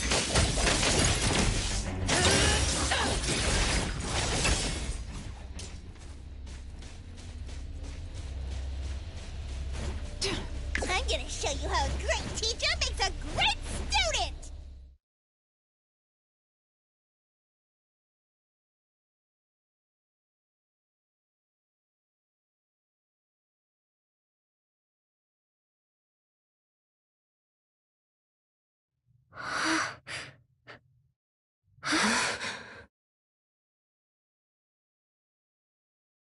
"42, 43, 44, 45, 46, 47.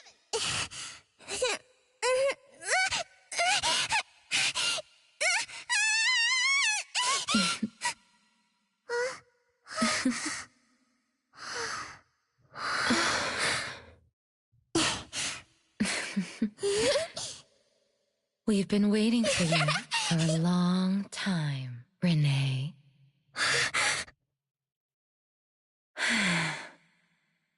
Do you remember the reason we were born? and the purpose we must serve.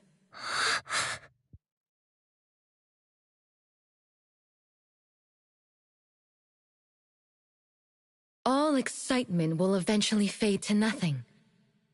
Mother has long grown tired and numb to it all. After enduring long and lonely times, a wish began brewing in her heart. We thus awoke to the blazing call of Mother's heart, and came to her side. We swore with our very existence that Mother would never be alone again. Surrounded by her children, Mother found the companionship and happiness she had longed for. But she didn't stop. She kept yearning for more. Because we weren't able to satisfy Mother's deepest wishes in her heart. However, our Mother's wish was never fulfilled, and that day will never come. The last child to wake up, the most beloved of all, brought nothing to Mother and this family but curses, betrayal, and destruction. And now, she's back.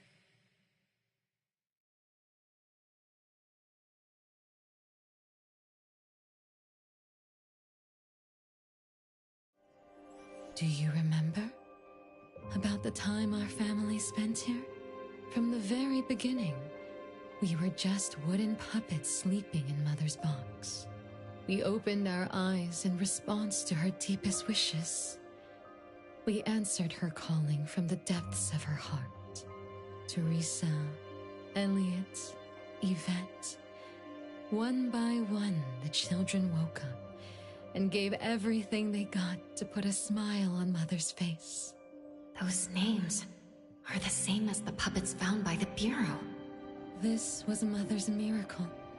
She gave life to the wooden bodies of her puppet children. All of us shared Mother's gift of eternity. In return, we brought her laughter and companionship. The happy times seemed to last forever, but Mother still felt lonely. She was still yearning for more. As long as Mother's wish remained unfulfilled, more children would continue to come to her side. And you, little Renee, are the last child to receive her favor, and the one she treasures most. So, we used to be puppets, and I woke up because of Mom's magic. That must be the Esper ability of Lady Dolores. Our existence, our calling, and our purpose. Everything was dedicated to Mother. Thank you for helping me remember all of this, Big Sis. Unfortunately, you abandoned all of our duties. You betrayed us and committed an unforgivable sin. Sin? I don't get it. You forgot your family. You even forgot the sins you committed. But that's okay. I'll make you remember everything. That's exactly why I am here. The sin is recorded on Mother's registry in the study. Won't you go see for yourself? You could give us a better explanation. Everything started because of you. My ignorant little sister. Oh, wait a minute. Don't leave me, sis! Renee, you're remembering something, right?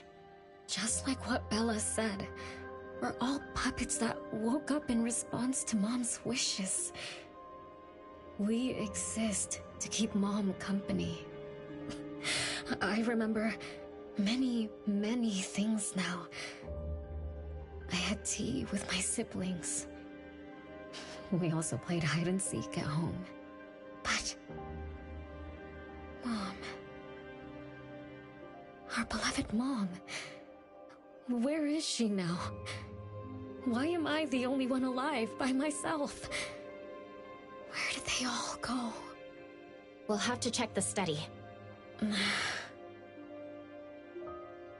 What's going on? I have no memory of that place. But I feel... scared. There is something in the study.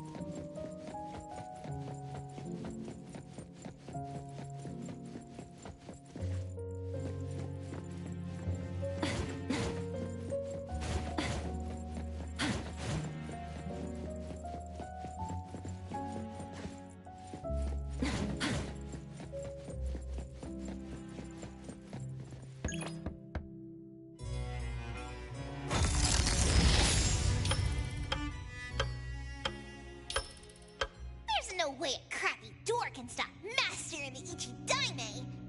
This is the only locked room in the whole place! I smell secrets! Do not let your guard down. Be careful. Yes, Master! Another grandfather clock? Ugh, either Lady Dolores is a clock nerd or this anomalous realm is related to the concept of time. Something feels off. Let me look closer. Wait, Nanalie. It's the anomaly that attacked Renee. I think it doesn't want to hurt us. We're not its target. Renee is. What was that thing about rule-based anomalies again? It follows rules. It only starts moving at exactly 9 o'clock, and its target is just Renee. You're right. Even if we attack it now, it'd likely be as futile as last night. It's getting closer. I don't know where everyone else... Let's search the area first.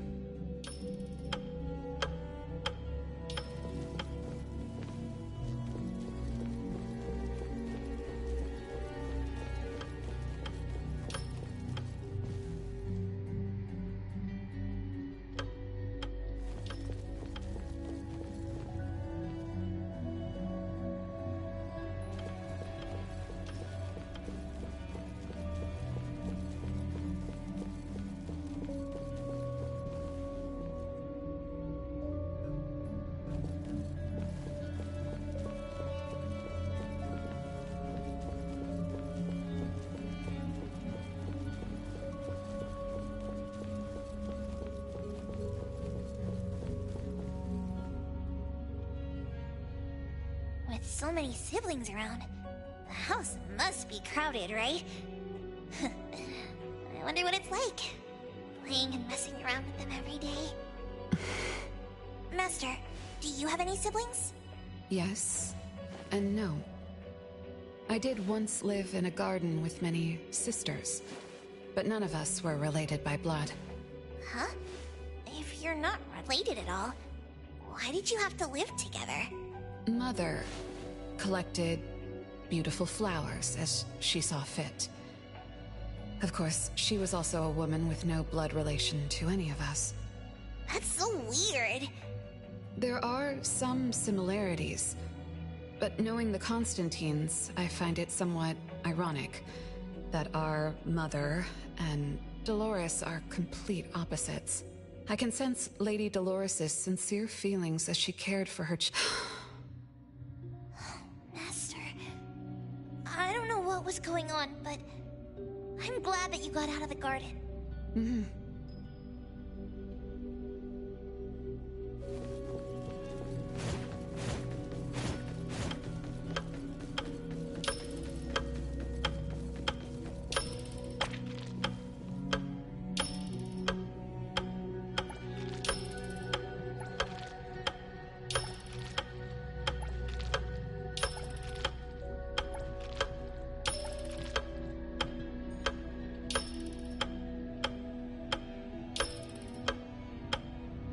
chances are Lady Dolores has met her demise. Only Renee's number is different. We won't let it turn into 0. The curse of eternal life, a fallen family, a blank tomorrow. Hints about time are all over the place. Could the numbers represent lifespan? Huh? Let's see. 20,000 days is roughly 50 years. Blackbird also said that the family was gone for about half a century. Wait, does this mean 50 years ago? Renee should have... Based on this line of thought, she should have withered along with the family. But for some reason, Renee still exists in this world. So as the days go by, she's just... racking up life debt? If the debt collector abides by the laws of nature, then I believe you're right. All creatures abide by the laws of nature. Birth, aging, sickness, and death. Those who defy them must pay a price. Even espers with near infinite lifespans pay a price when they gain their abilities. Renee, what price did you have to pay? Why did your life freeze 50 years ago, instead of reach its end? The debt collector must be hunting you because the laws of nature require your removal. So the puppets at the Bureau, they were Renee's family? Removed by the debt collector? Master, what should we do? Renee's commission. Abone accepted the commission. There's no reason to break our contract. I'll do my best.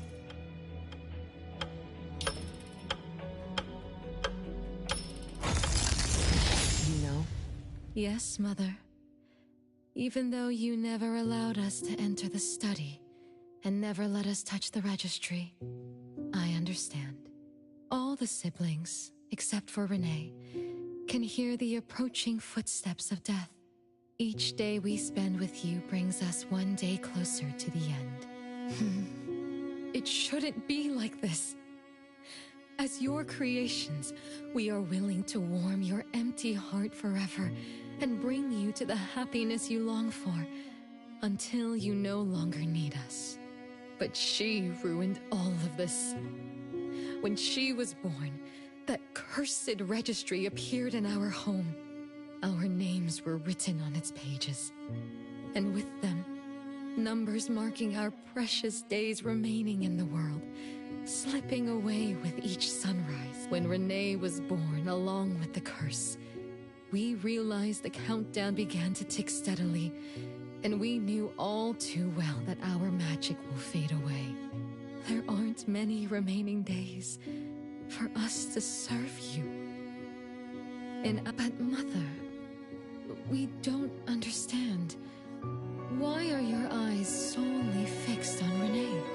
Teresa planted exotic flowers. Elliot made sweets to your taste. Yvette designed and tailored clothes. We gave it all to win a smile from you. Yet what we receive is but a blind eye. Renee is the worst of us all. Always noisy, endlessly crying, habitually screaming, and forever demanding of your attention like any other selfish child. Is that how that child expresses affection? Or do you find love or joy in her tantrums? We don't understand, but we do know one thing. That selfish child never loved her older siblings, despite all the care we gave her. Does she even see herself as part of the family? Or perhaps, being as cursed as she is, her only purpose is to destroy us. None of that matters. But your name also appeared on the registry. Does that not matter at all? The youngest daughter that you love most declared the end of your life. Because of our existence, the numbers on the registry representing your life are depleting. When the numbers reach 0, we will fall asleep with nothing left but gratitude. Fortunately, even when the numbers reach 0, you won't pass away. You were long banished from this world by that thing. You have never lived in the present. Even when the clock of fate dictated your end, as long as that thing offers you protection, you exist beyond the laws of nature. Yesterdays, todays, and countless tomorrows are all but the present to you, as you were forever frozen at that moment that thing took effect. Beyond that point, time no longer works on you. In the endless nightmares she brought upon us, this is the only thing we are thankful for. The malicious curse will never harm you. But even so, I won't forgive that child. Ever. Bella, managing family affairs has drained you. I'm tired too. Doesn't someone need to spend time with that child later? I understand. As you wish, Mother. As long as this makes you happy and fulfills your final wish, we'll maintain the facade of harmony until that child's curse destroys us all. No. That can't be right. Did I curse my own family? Am I the bane of my family, causing its ruin? Did I steal Mom's love away from the other siblings? Did I even take away their lives? Look at you, denying that you ruined everything. Exactly like before. It shouldn't be like this. You're right, sis. Why me? I love you all from the bottom of my heart. Do you all hate me? If that's true, why were you waiting under the tree to catch me? Love-hate relations in this family are more complicated than you can imagine. But no matter how much you doubt it, you can't deny that everyone here has done so much for you. Teresa prepared gardening tools and took you to plant Mother's favorite flowers to surprise her. But what did you do? You barely scooped some dirt before rushing to Mother for praise. When Mother saw the cuts on your hands from fooling around, she scolded Teresa for giving you hard work.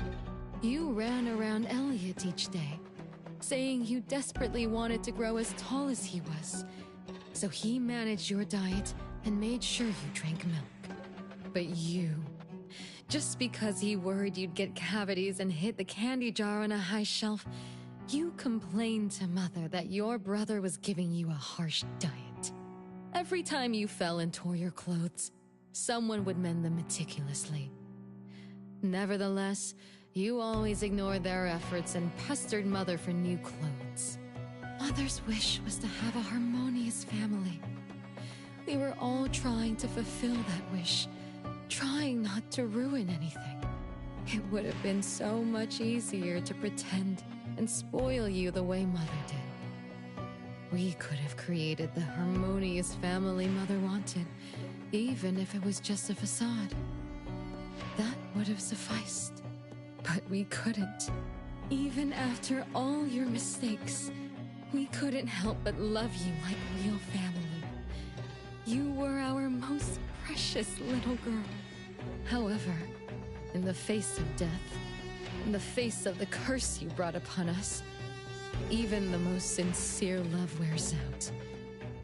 From the moment you were born, we've been shrouded in the shadow. The most unforgivable thing is, Mother, she who brought us into the world, was the one to pay the ultimate price.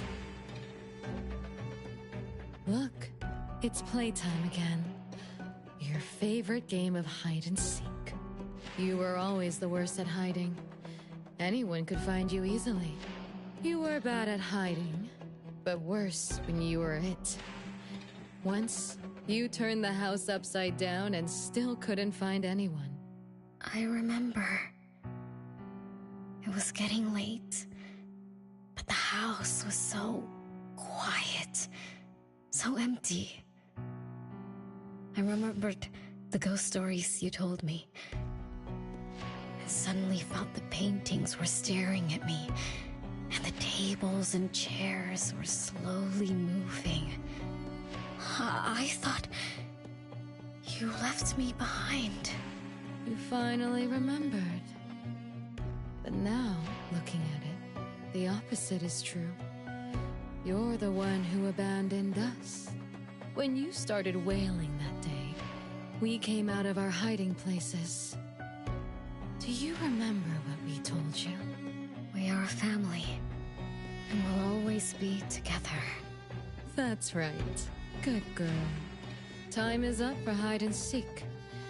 Once again, you're all alone. Come find us. I'll be it? This time, you have to find all of us. We'll be waiting for you.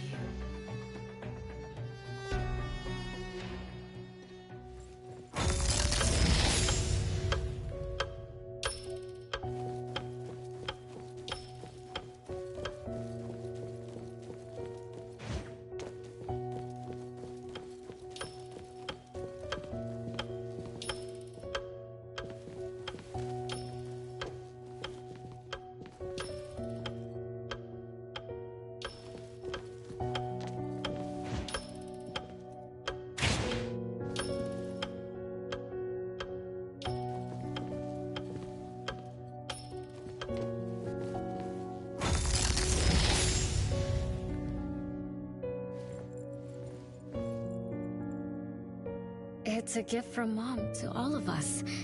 I have one too. Though I carry it all the time, I've forgotten where it came from and what it means. Oh, it's so good to be back. I found you. I finally found you. My most important family. Huh? Red letters? It's strange. Mom doesn't like red. Why would something like this be on her clothes? I'm still bothered by those red letters. Aren't they the first letters of names? If they are names, they do match with the voices we heard earlier. But that bright red... it's like a warning. I don't think Mom did this. They truly loved me once. Which is why now they... No one found me? Yay! I'm about to win! I already told you I'd win this time. No one will think Renee is hiding here. It's Renee's secret hideout. Who's that? Me? I thought we were it, so we can find my siblings. But why is my childhood self here? Back then, who was actually it? Was it Mom? Wait a second. Are we really seeing the past? I think so. I do remember something like that happened when I was a kid, but I only remembered part of it. What we saw should be the whole thing. Are you really sure this is the whole thing? At least, that really happened. Every small thing I remember confirms that they were real. So those words, all those hurtful words. Is that right? Please, follow me. That's my hideout.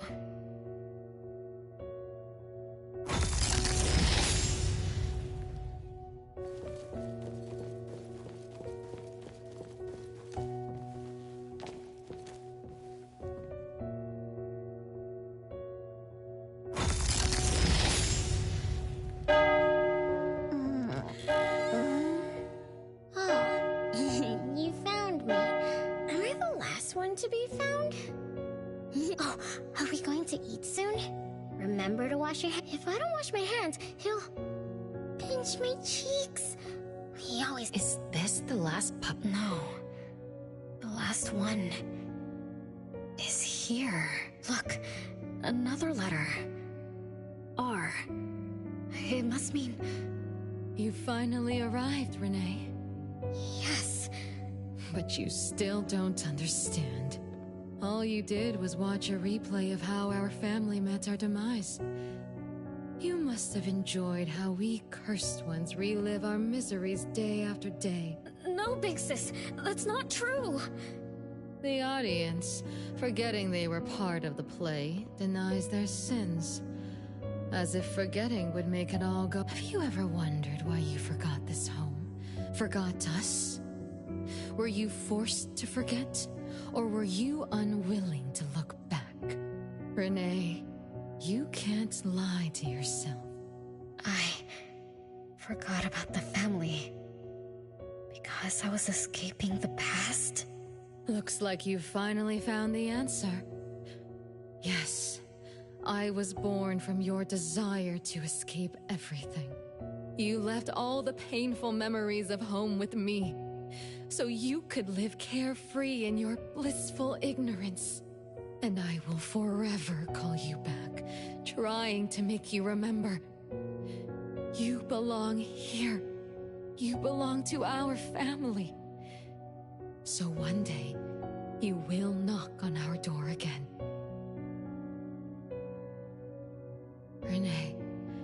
Renee, what feelings do you carry as you come home? Now that you remember what happened when we were children, now that you know of the curse you cast upon us, are you shaken? Do you even feel the slightest bit of guilt? You won't. You've always been selfish, greedy, and reckless. You betrayed the very purpose we were born to follow. To love Mother, to be with Mother, and exist only to fulfill her wishes. I'm so sorry. I'm so sorry. You shouldn't apologize to me. Have you ever thought about our mother? Our mother who exists outside the flow of time? What could be her ultimate fate? Mom? What happened to Mom? She gave you everything. All her love, all her life, and that thing. Her eternal present, which would have sustained Mother's immortality. Wait a minute. Big Sis, don't leave! The clock still turns backward. Let's return to the past, to witness that final day of destiny, where you are forever frozen. Come then, child of betrayal. I'll be waiting for you on the final stage. Yes, I lived in a daze. That sin. I lived for so long. Renee? Look. This is the message my siblings left behind. I'm not just the cursed child. I also betrayed this home. Betrayed everyone. Betrayed Mom. But my family is still calling out to me. If only I could go back to the past. Back to that last day at home. There's only 2 hours left. I need to find a solution soon. I should talk to Renee about what just happened. 7 o'clock. Time for dinner. Renee, wait. Where are you going to? Oh, hurry, hurry. The food's getting cold. Food? I can't keep Mom waiting for too long. I can't make her sad. Renee? That is not allowed. Absolutely not. I can't get to Renee. She's completely lost in the past. Let me organize the clues I've gathered so far. Could the curse in this family be the rule-based anomaly that attacks Renee every night? After all, Renee and her siblings likely aren't entities that abide by the laws of nature. It does make sense to be targeted for that reason. But if that's the case, why does the anomaly only appear when Renee wakes up? Shouldn't the anomaly that enforces the laws of nature have appeared with the first child? Can we really trust this, Bella? Something's not right. Also, why does the puppet Renee carries also have a red letter on it? Are these things caused by the anomalous realm? Or perhaps someone, an Esper, orchestrated all of this. Is that Bella really a shadow from the past? Anyway, I should catch up with Renee.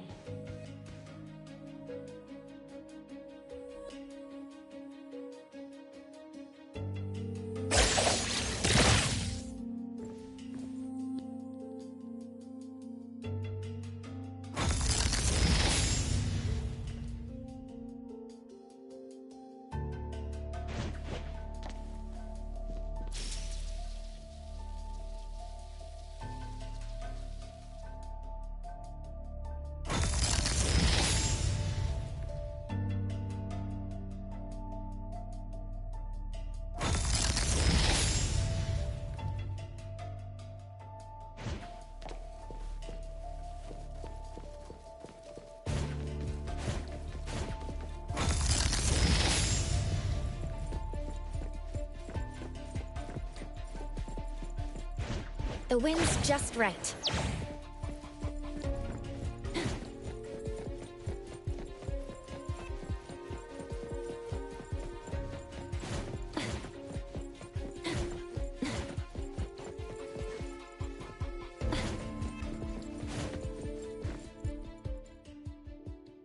What's wrong, Renee?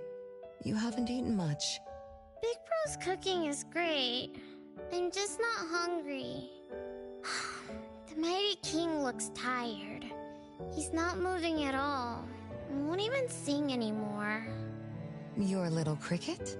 Yeah, my favorite one. Did the Mighty King die? He was still wiggling his whiskers around confidently yesterday. Or maybe he's just in a bad mood, like me. I don't know. In my garden, the cherry tree sprouts green buds, while my little Renee blooms with laughter. Each day, withered leaves drift down, returning to soil, resting peacefully with insects that will never sing again. Such is life, a circle without end. Don't be sad.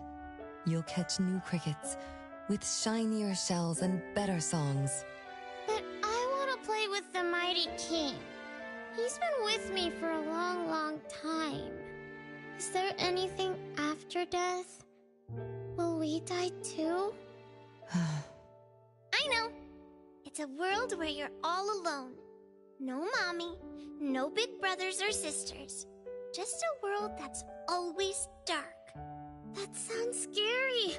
I don't wanna... Scary? You're funny, Renee. Can't move, can't hear, can't see. That's no different from when we were sleeping in our wooden boxes. Dying isn't that big of a deal. Being alive is much better. I want to be with Mom and everyone forever. Appraiser, you're here. Wasn't I immature back then? My time with my family was running out. Mom had to witness my siblings enter the final countdown. Yet she still had to answer questions like that. Mom, who loved us deeply. Appraiser, could we go see her?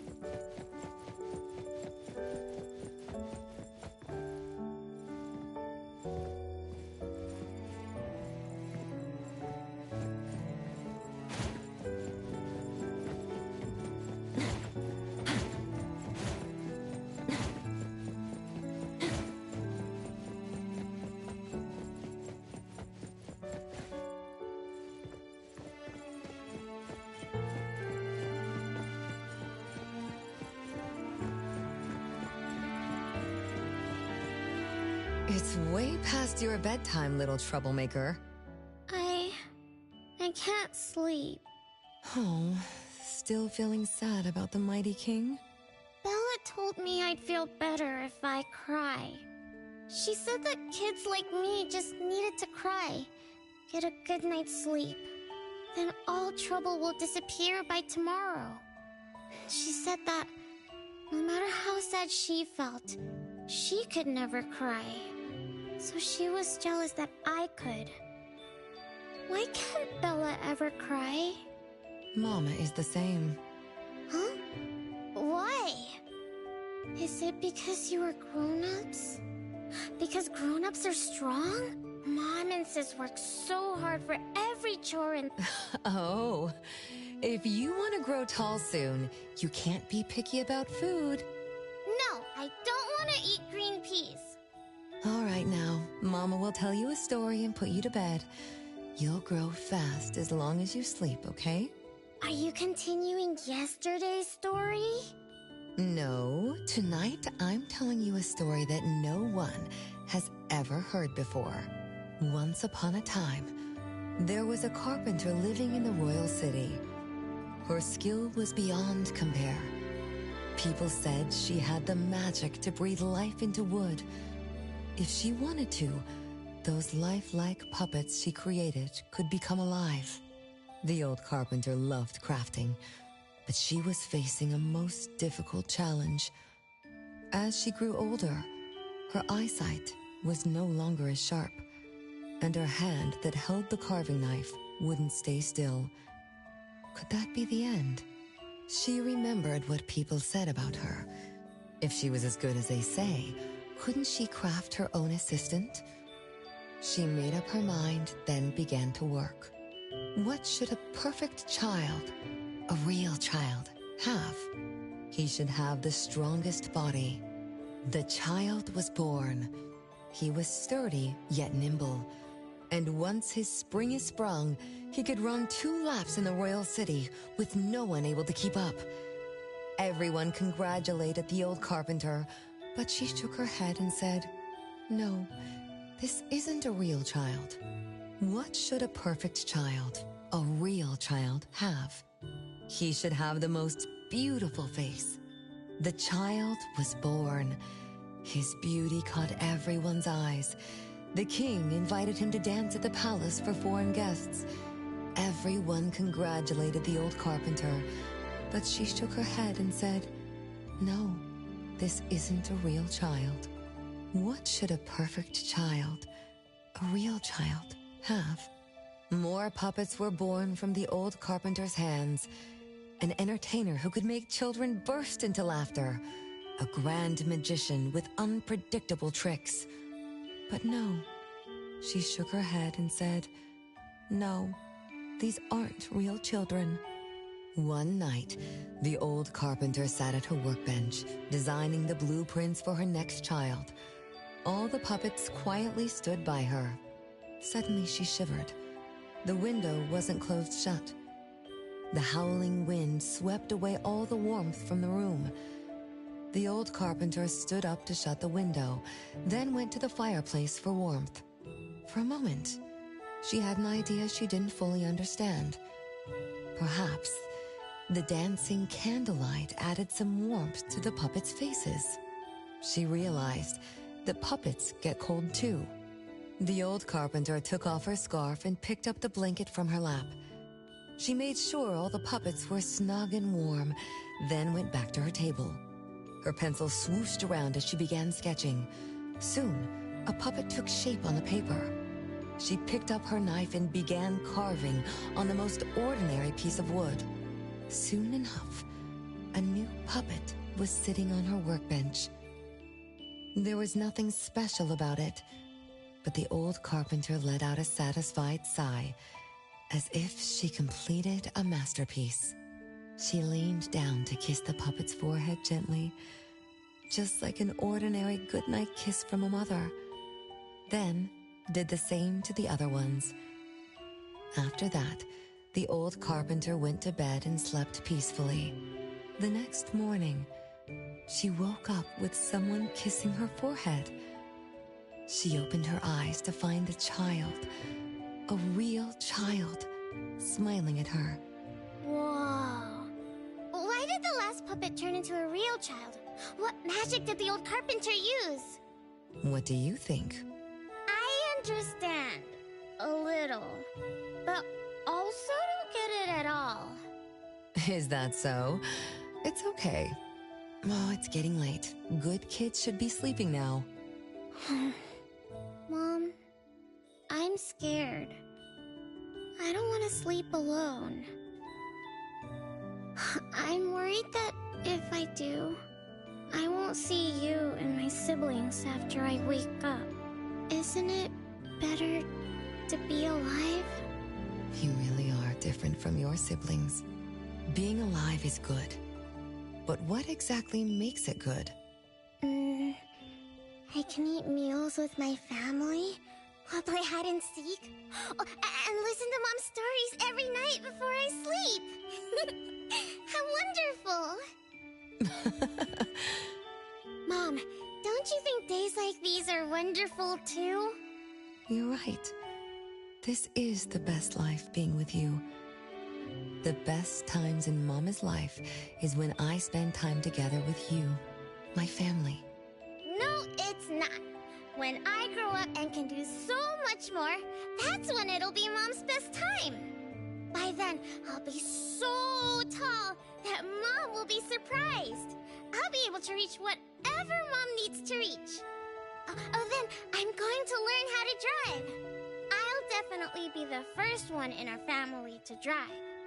Once I learn, I'll take our whole family on picnics. When I grow up, I also want to... Mom.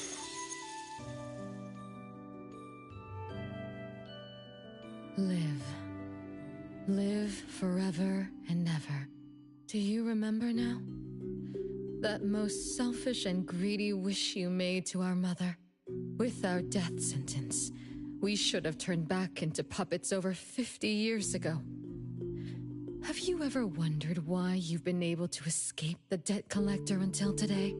That's the secret that granted eternal life.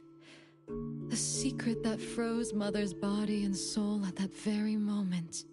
And the price she paid for this eternal moment. Exiling herself out of the mortal world, living without worry or care, without joy or sorrow, without thought or feeling. She should have been enjoying her unmoving life, and we should have been nothing but puppets she made on a whim, with the sole purpose to serve as her children. All we had to do was live under Mother's roof, love her, be loyal to her, and fulfill all her wishes. It should have been that way. Even when faced with the registry, faced with the curse you invited, all we could do was to give everything we got and do our best to fulfill our mission until the countdown ends. But what about you? You endlessly sought for Mother's attention, affection, and everything she could possibly give. Now tell me, on that final night, what did you wish from Mother? I told her I wanted to grow up fast. That's right, honest child. And then? So, Mom gave it to me. Her eternal present. No! It shouldn't be like this! I didn't know! What have I done? Renee, it's not like that! Yes, the eternal present that should have protected Mother is now in your eyes. You didn't just betray us, but also the person who loved you most. So tell me, how does that make you feel? Guilt? Regret? But you don't need to apologize to me. We'll forgive you, and Mother will still love you. You're still our adorable little one, our innocent troublemaker. Forgive me? I can still earn your forgiveness? And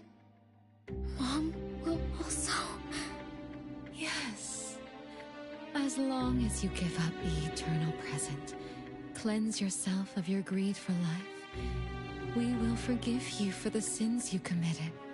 Come, Renee, my sister. Come to us.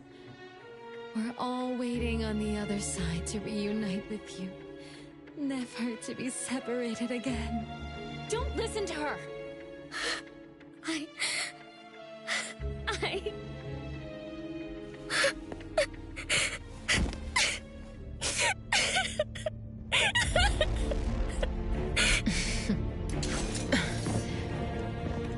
Who exactly are you?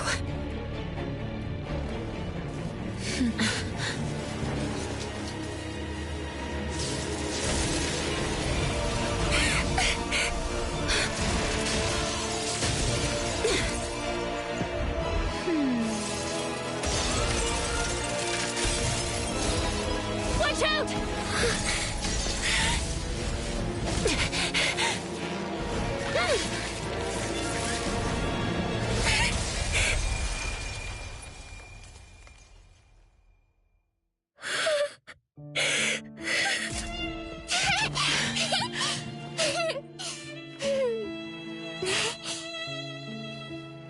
Remember to get to bed early and eat your veggies. My little petal needs to grow up healthy and happy. Don't forget Mama after you grow up, okay? What is life?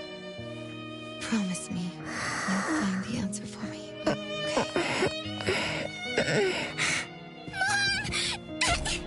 Where are you going?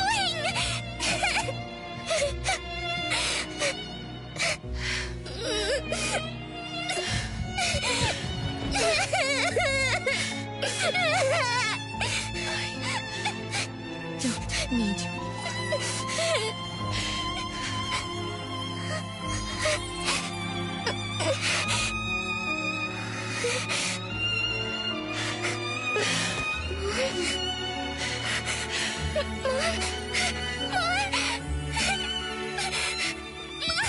Don't go!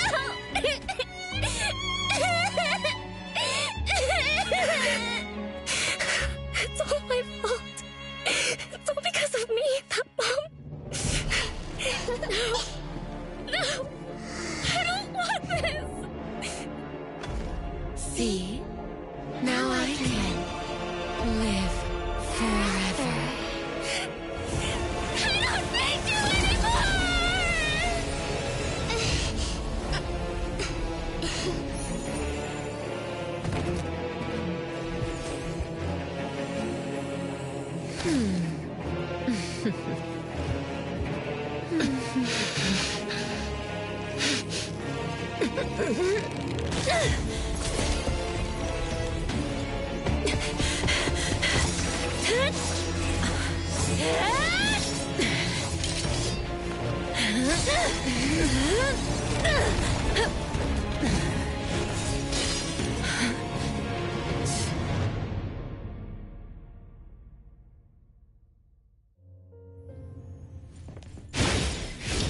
The wind's just right.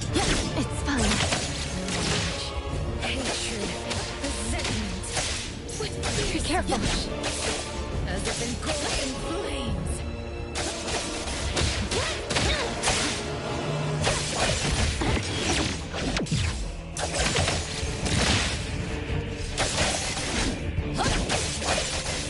Perfect.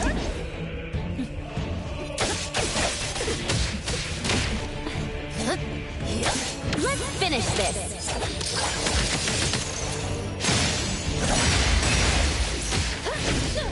I'm up. Perfect timing. The wind's just right. Now's the time.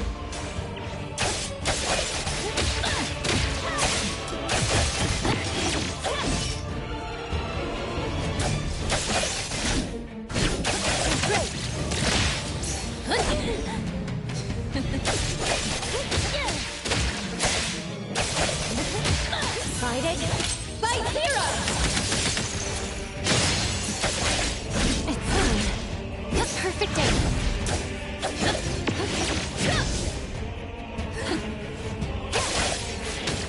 The wind's just right.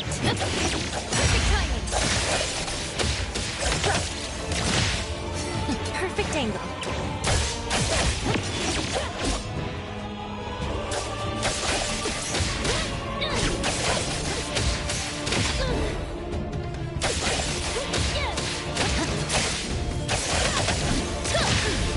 The wind's just right. Be careful. Stronger than I expected. It's fine.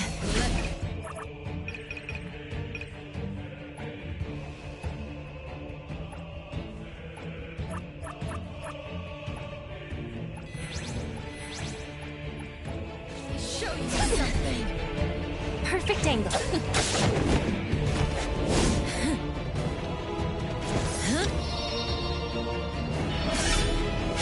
You're just a plaything in this illusory realm.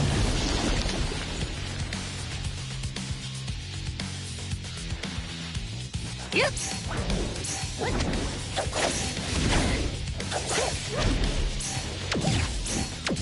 The wind's just right. Come on, tame me with your strut. Be careful. I'll bury you in this scarlet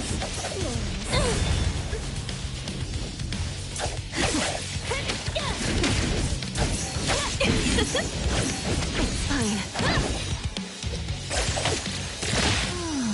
Hey, flinch and fracture.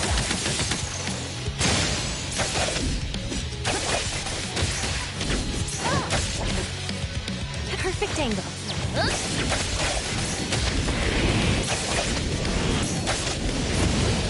The wind's just right.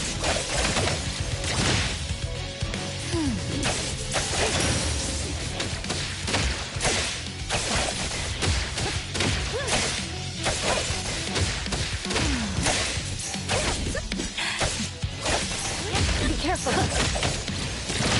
Let's finish this.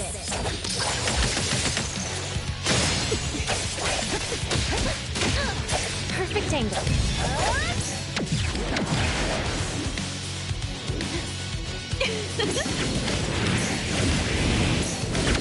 Not too difficult.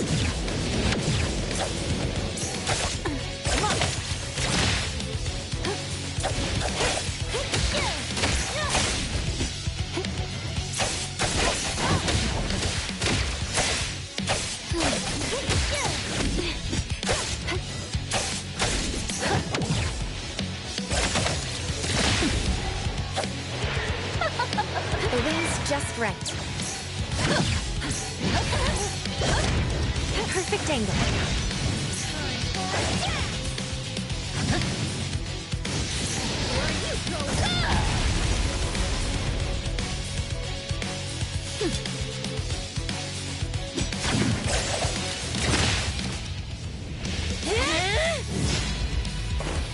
You. I won't let you do this! Such arrogance!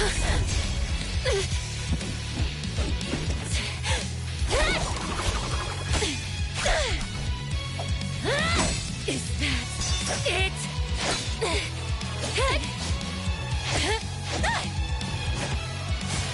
Come again! As you wish! Interesting. Unfortunately, this is the end! Cower before me!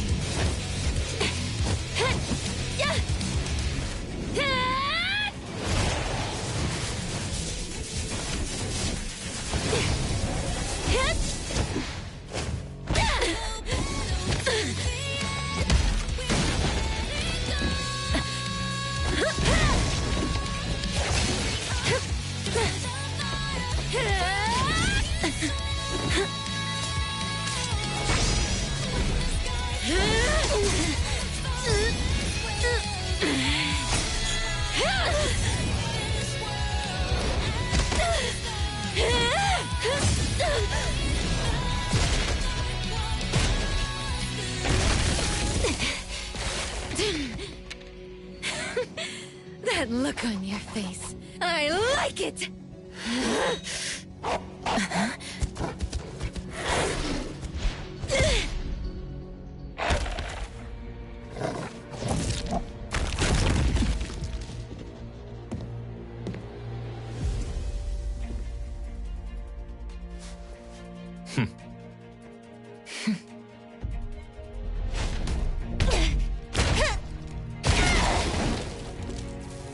So you're the one behind all this! It's you. All at once? Tick-tock, tick-tock. Aren't you running out of time?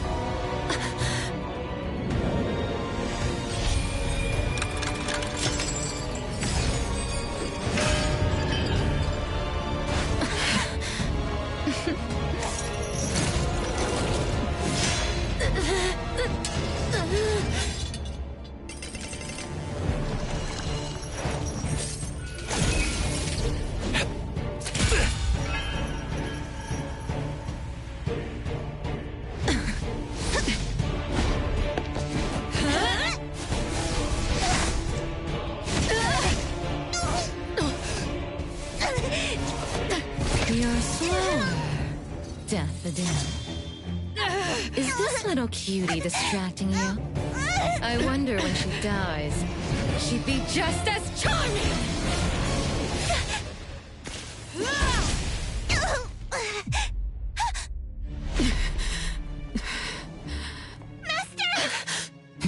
How nostalgic, sister. Sanko. We'll meet again. Just so you know, Mother misses you too.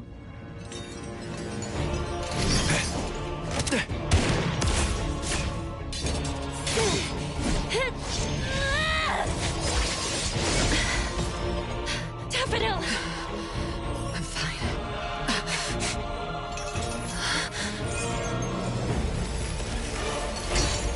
It's not over yet.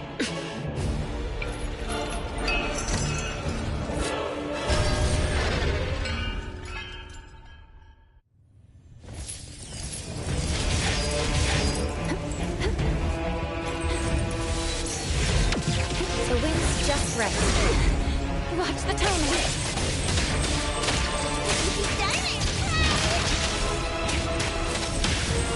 Nice work. Again. The places. I'm gonna show you how a great teacher makes a great student!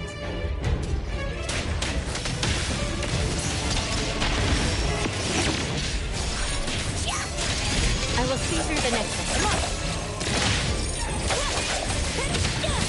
It's fine.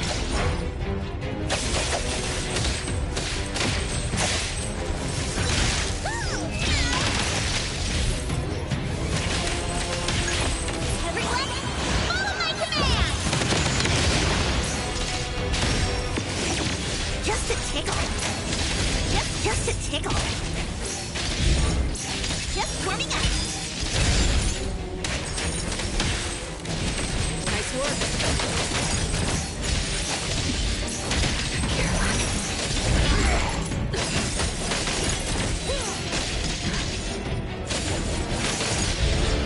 Thousand eyes, awaken!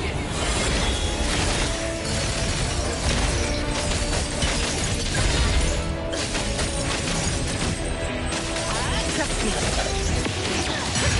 Let's finish this.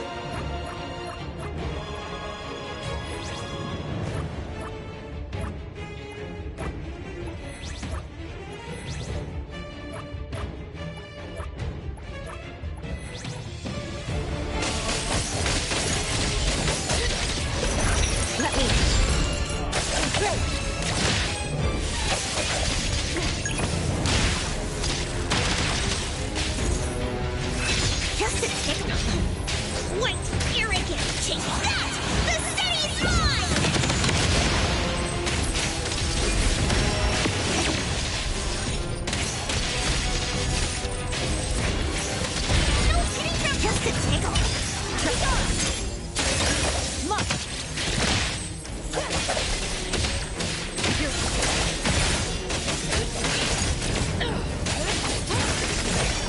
Nowhere to hide.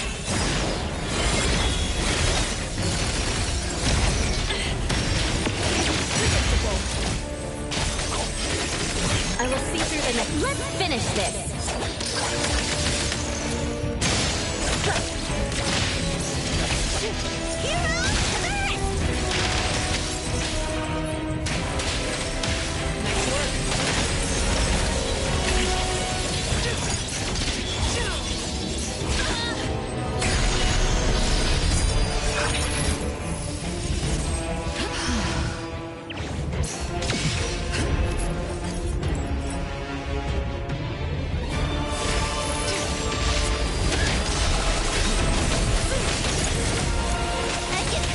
Everyone, follow my command! Trust me.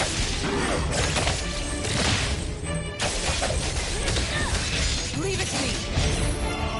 That place is... No mercy. I'm getting so close.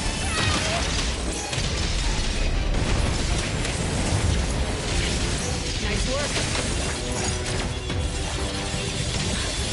no problem. Let me take over. The wind's just right.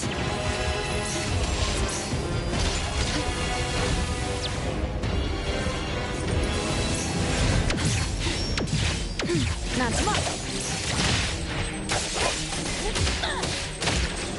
I'll handle this. Careless. What you see is an illusion. I will see they splinter and fracture.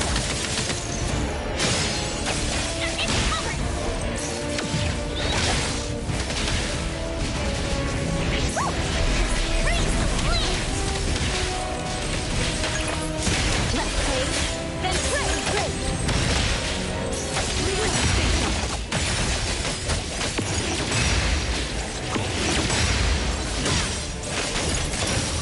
I'm getting so close. I will see through the next. Thunderbolt, it's our turn!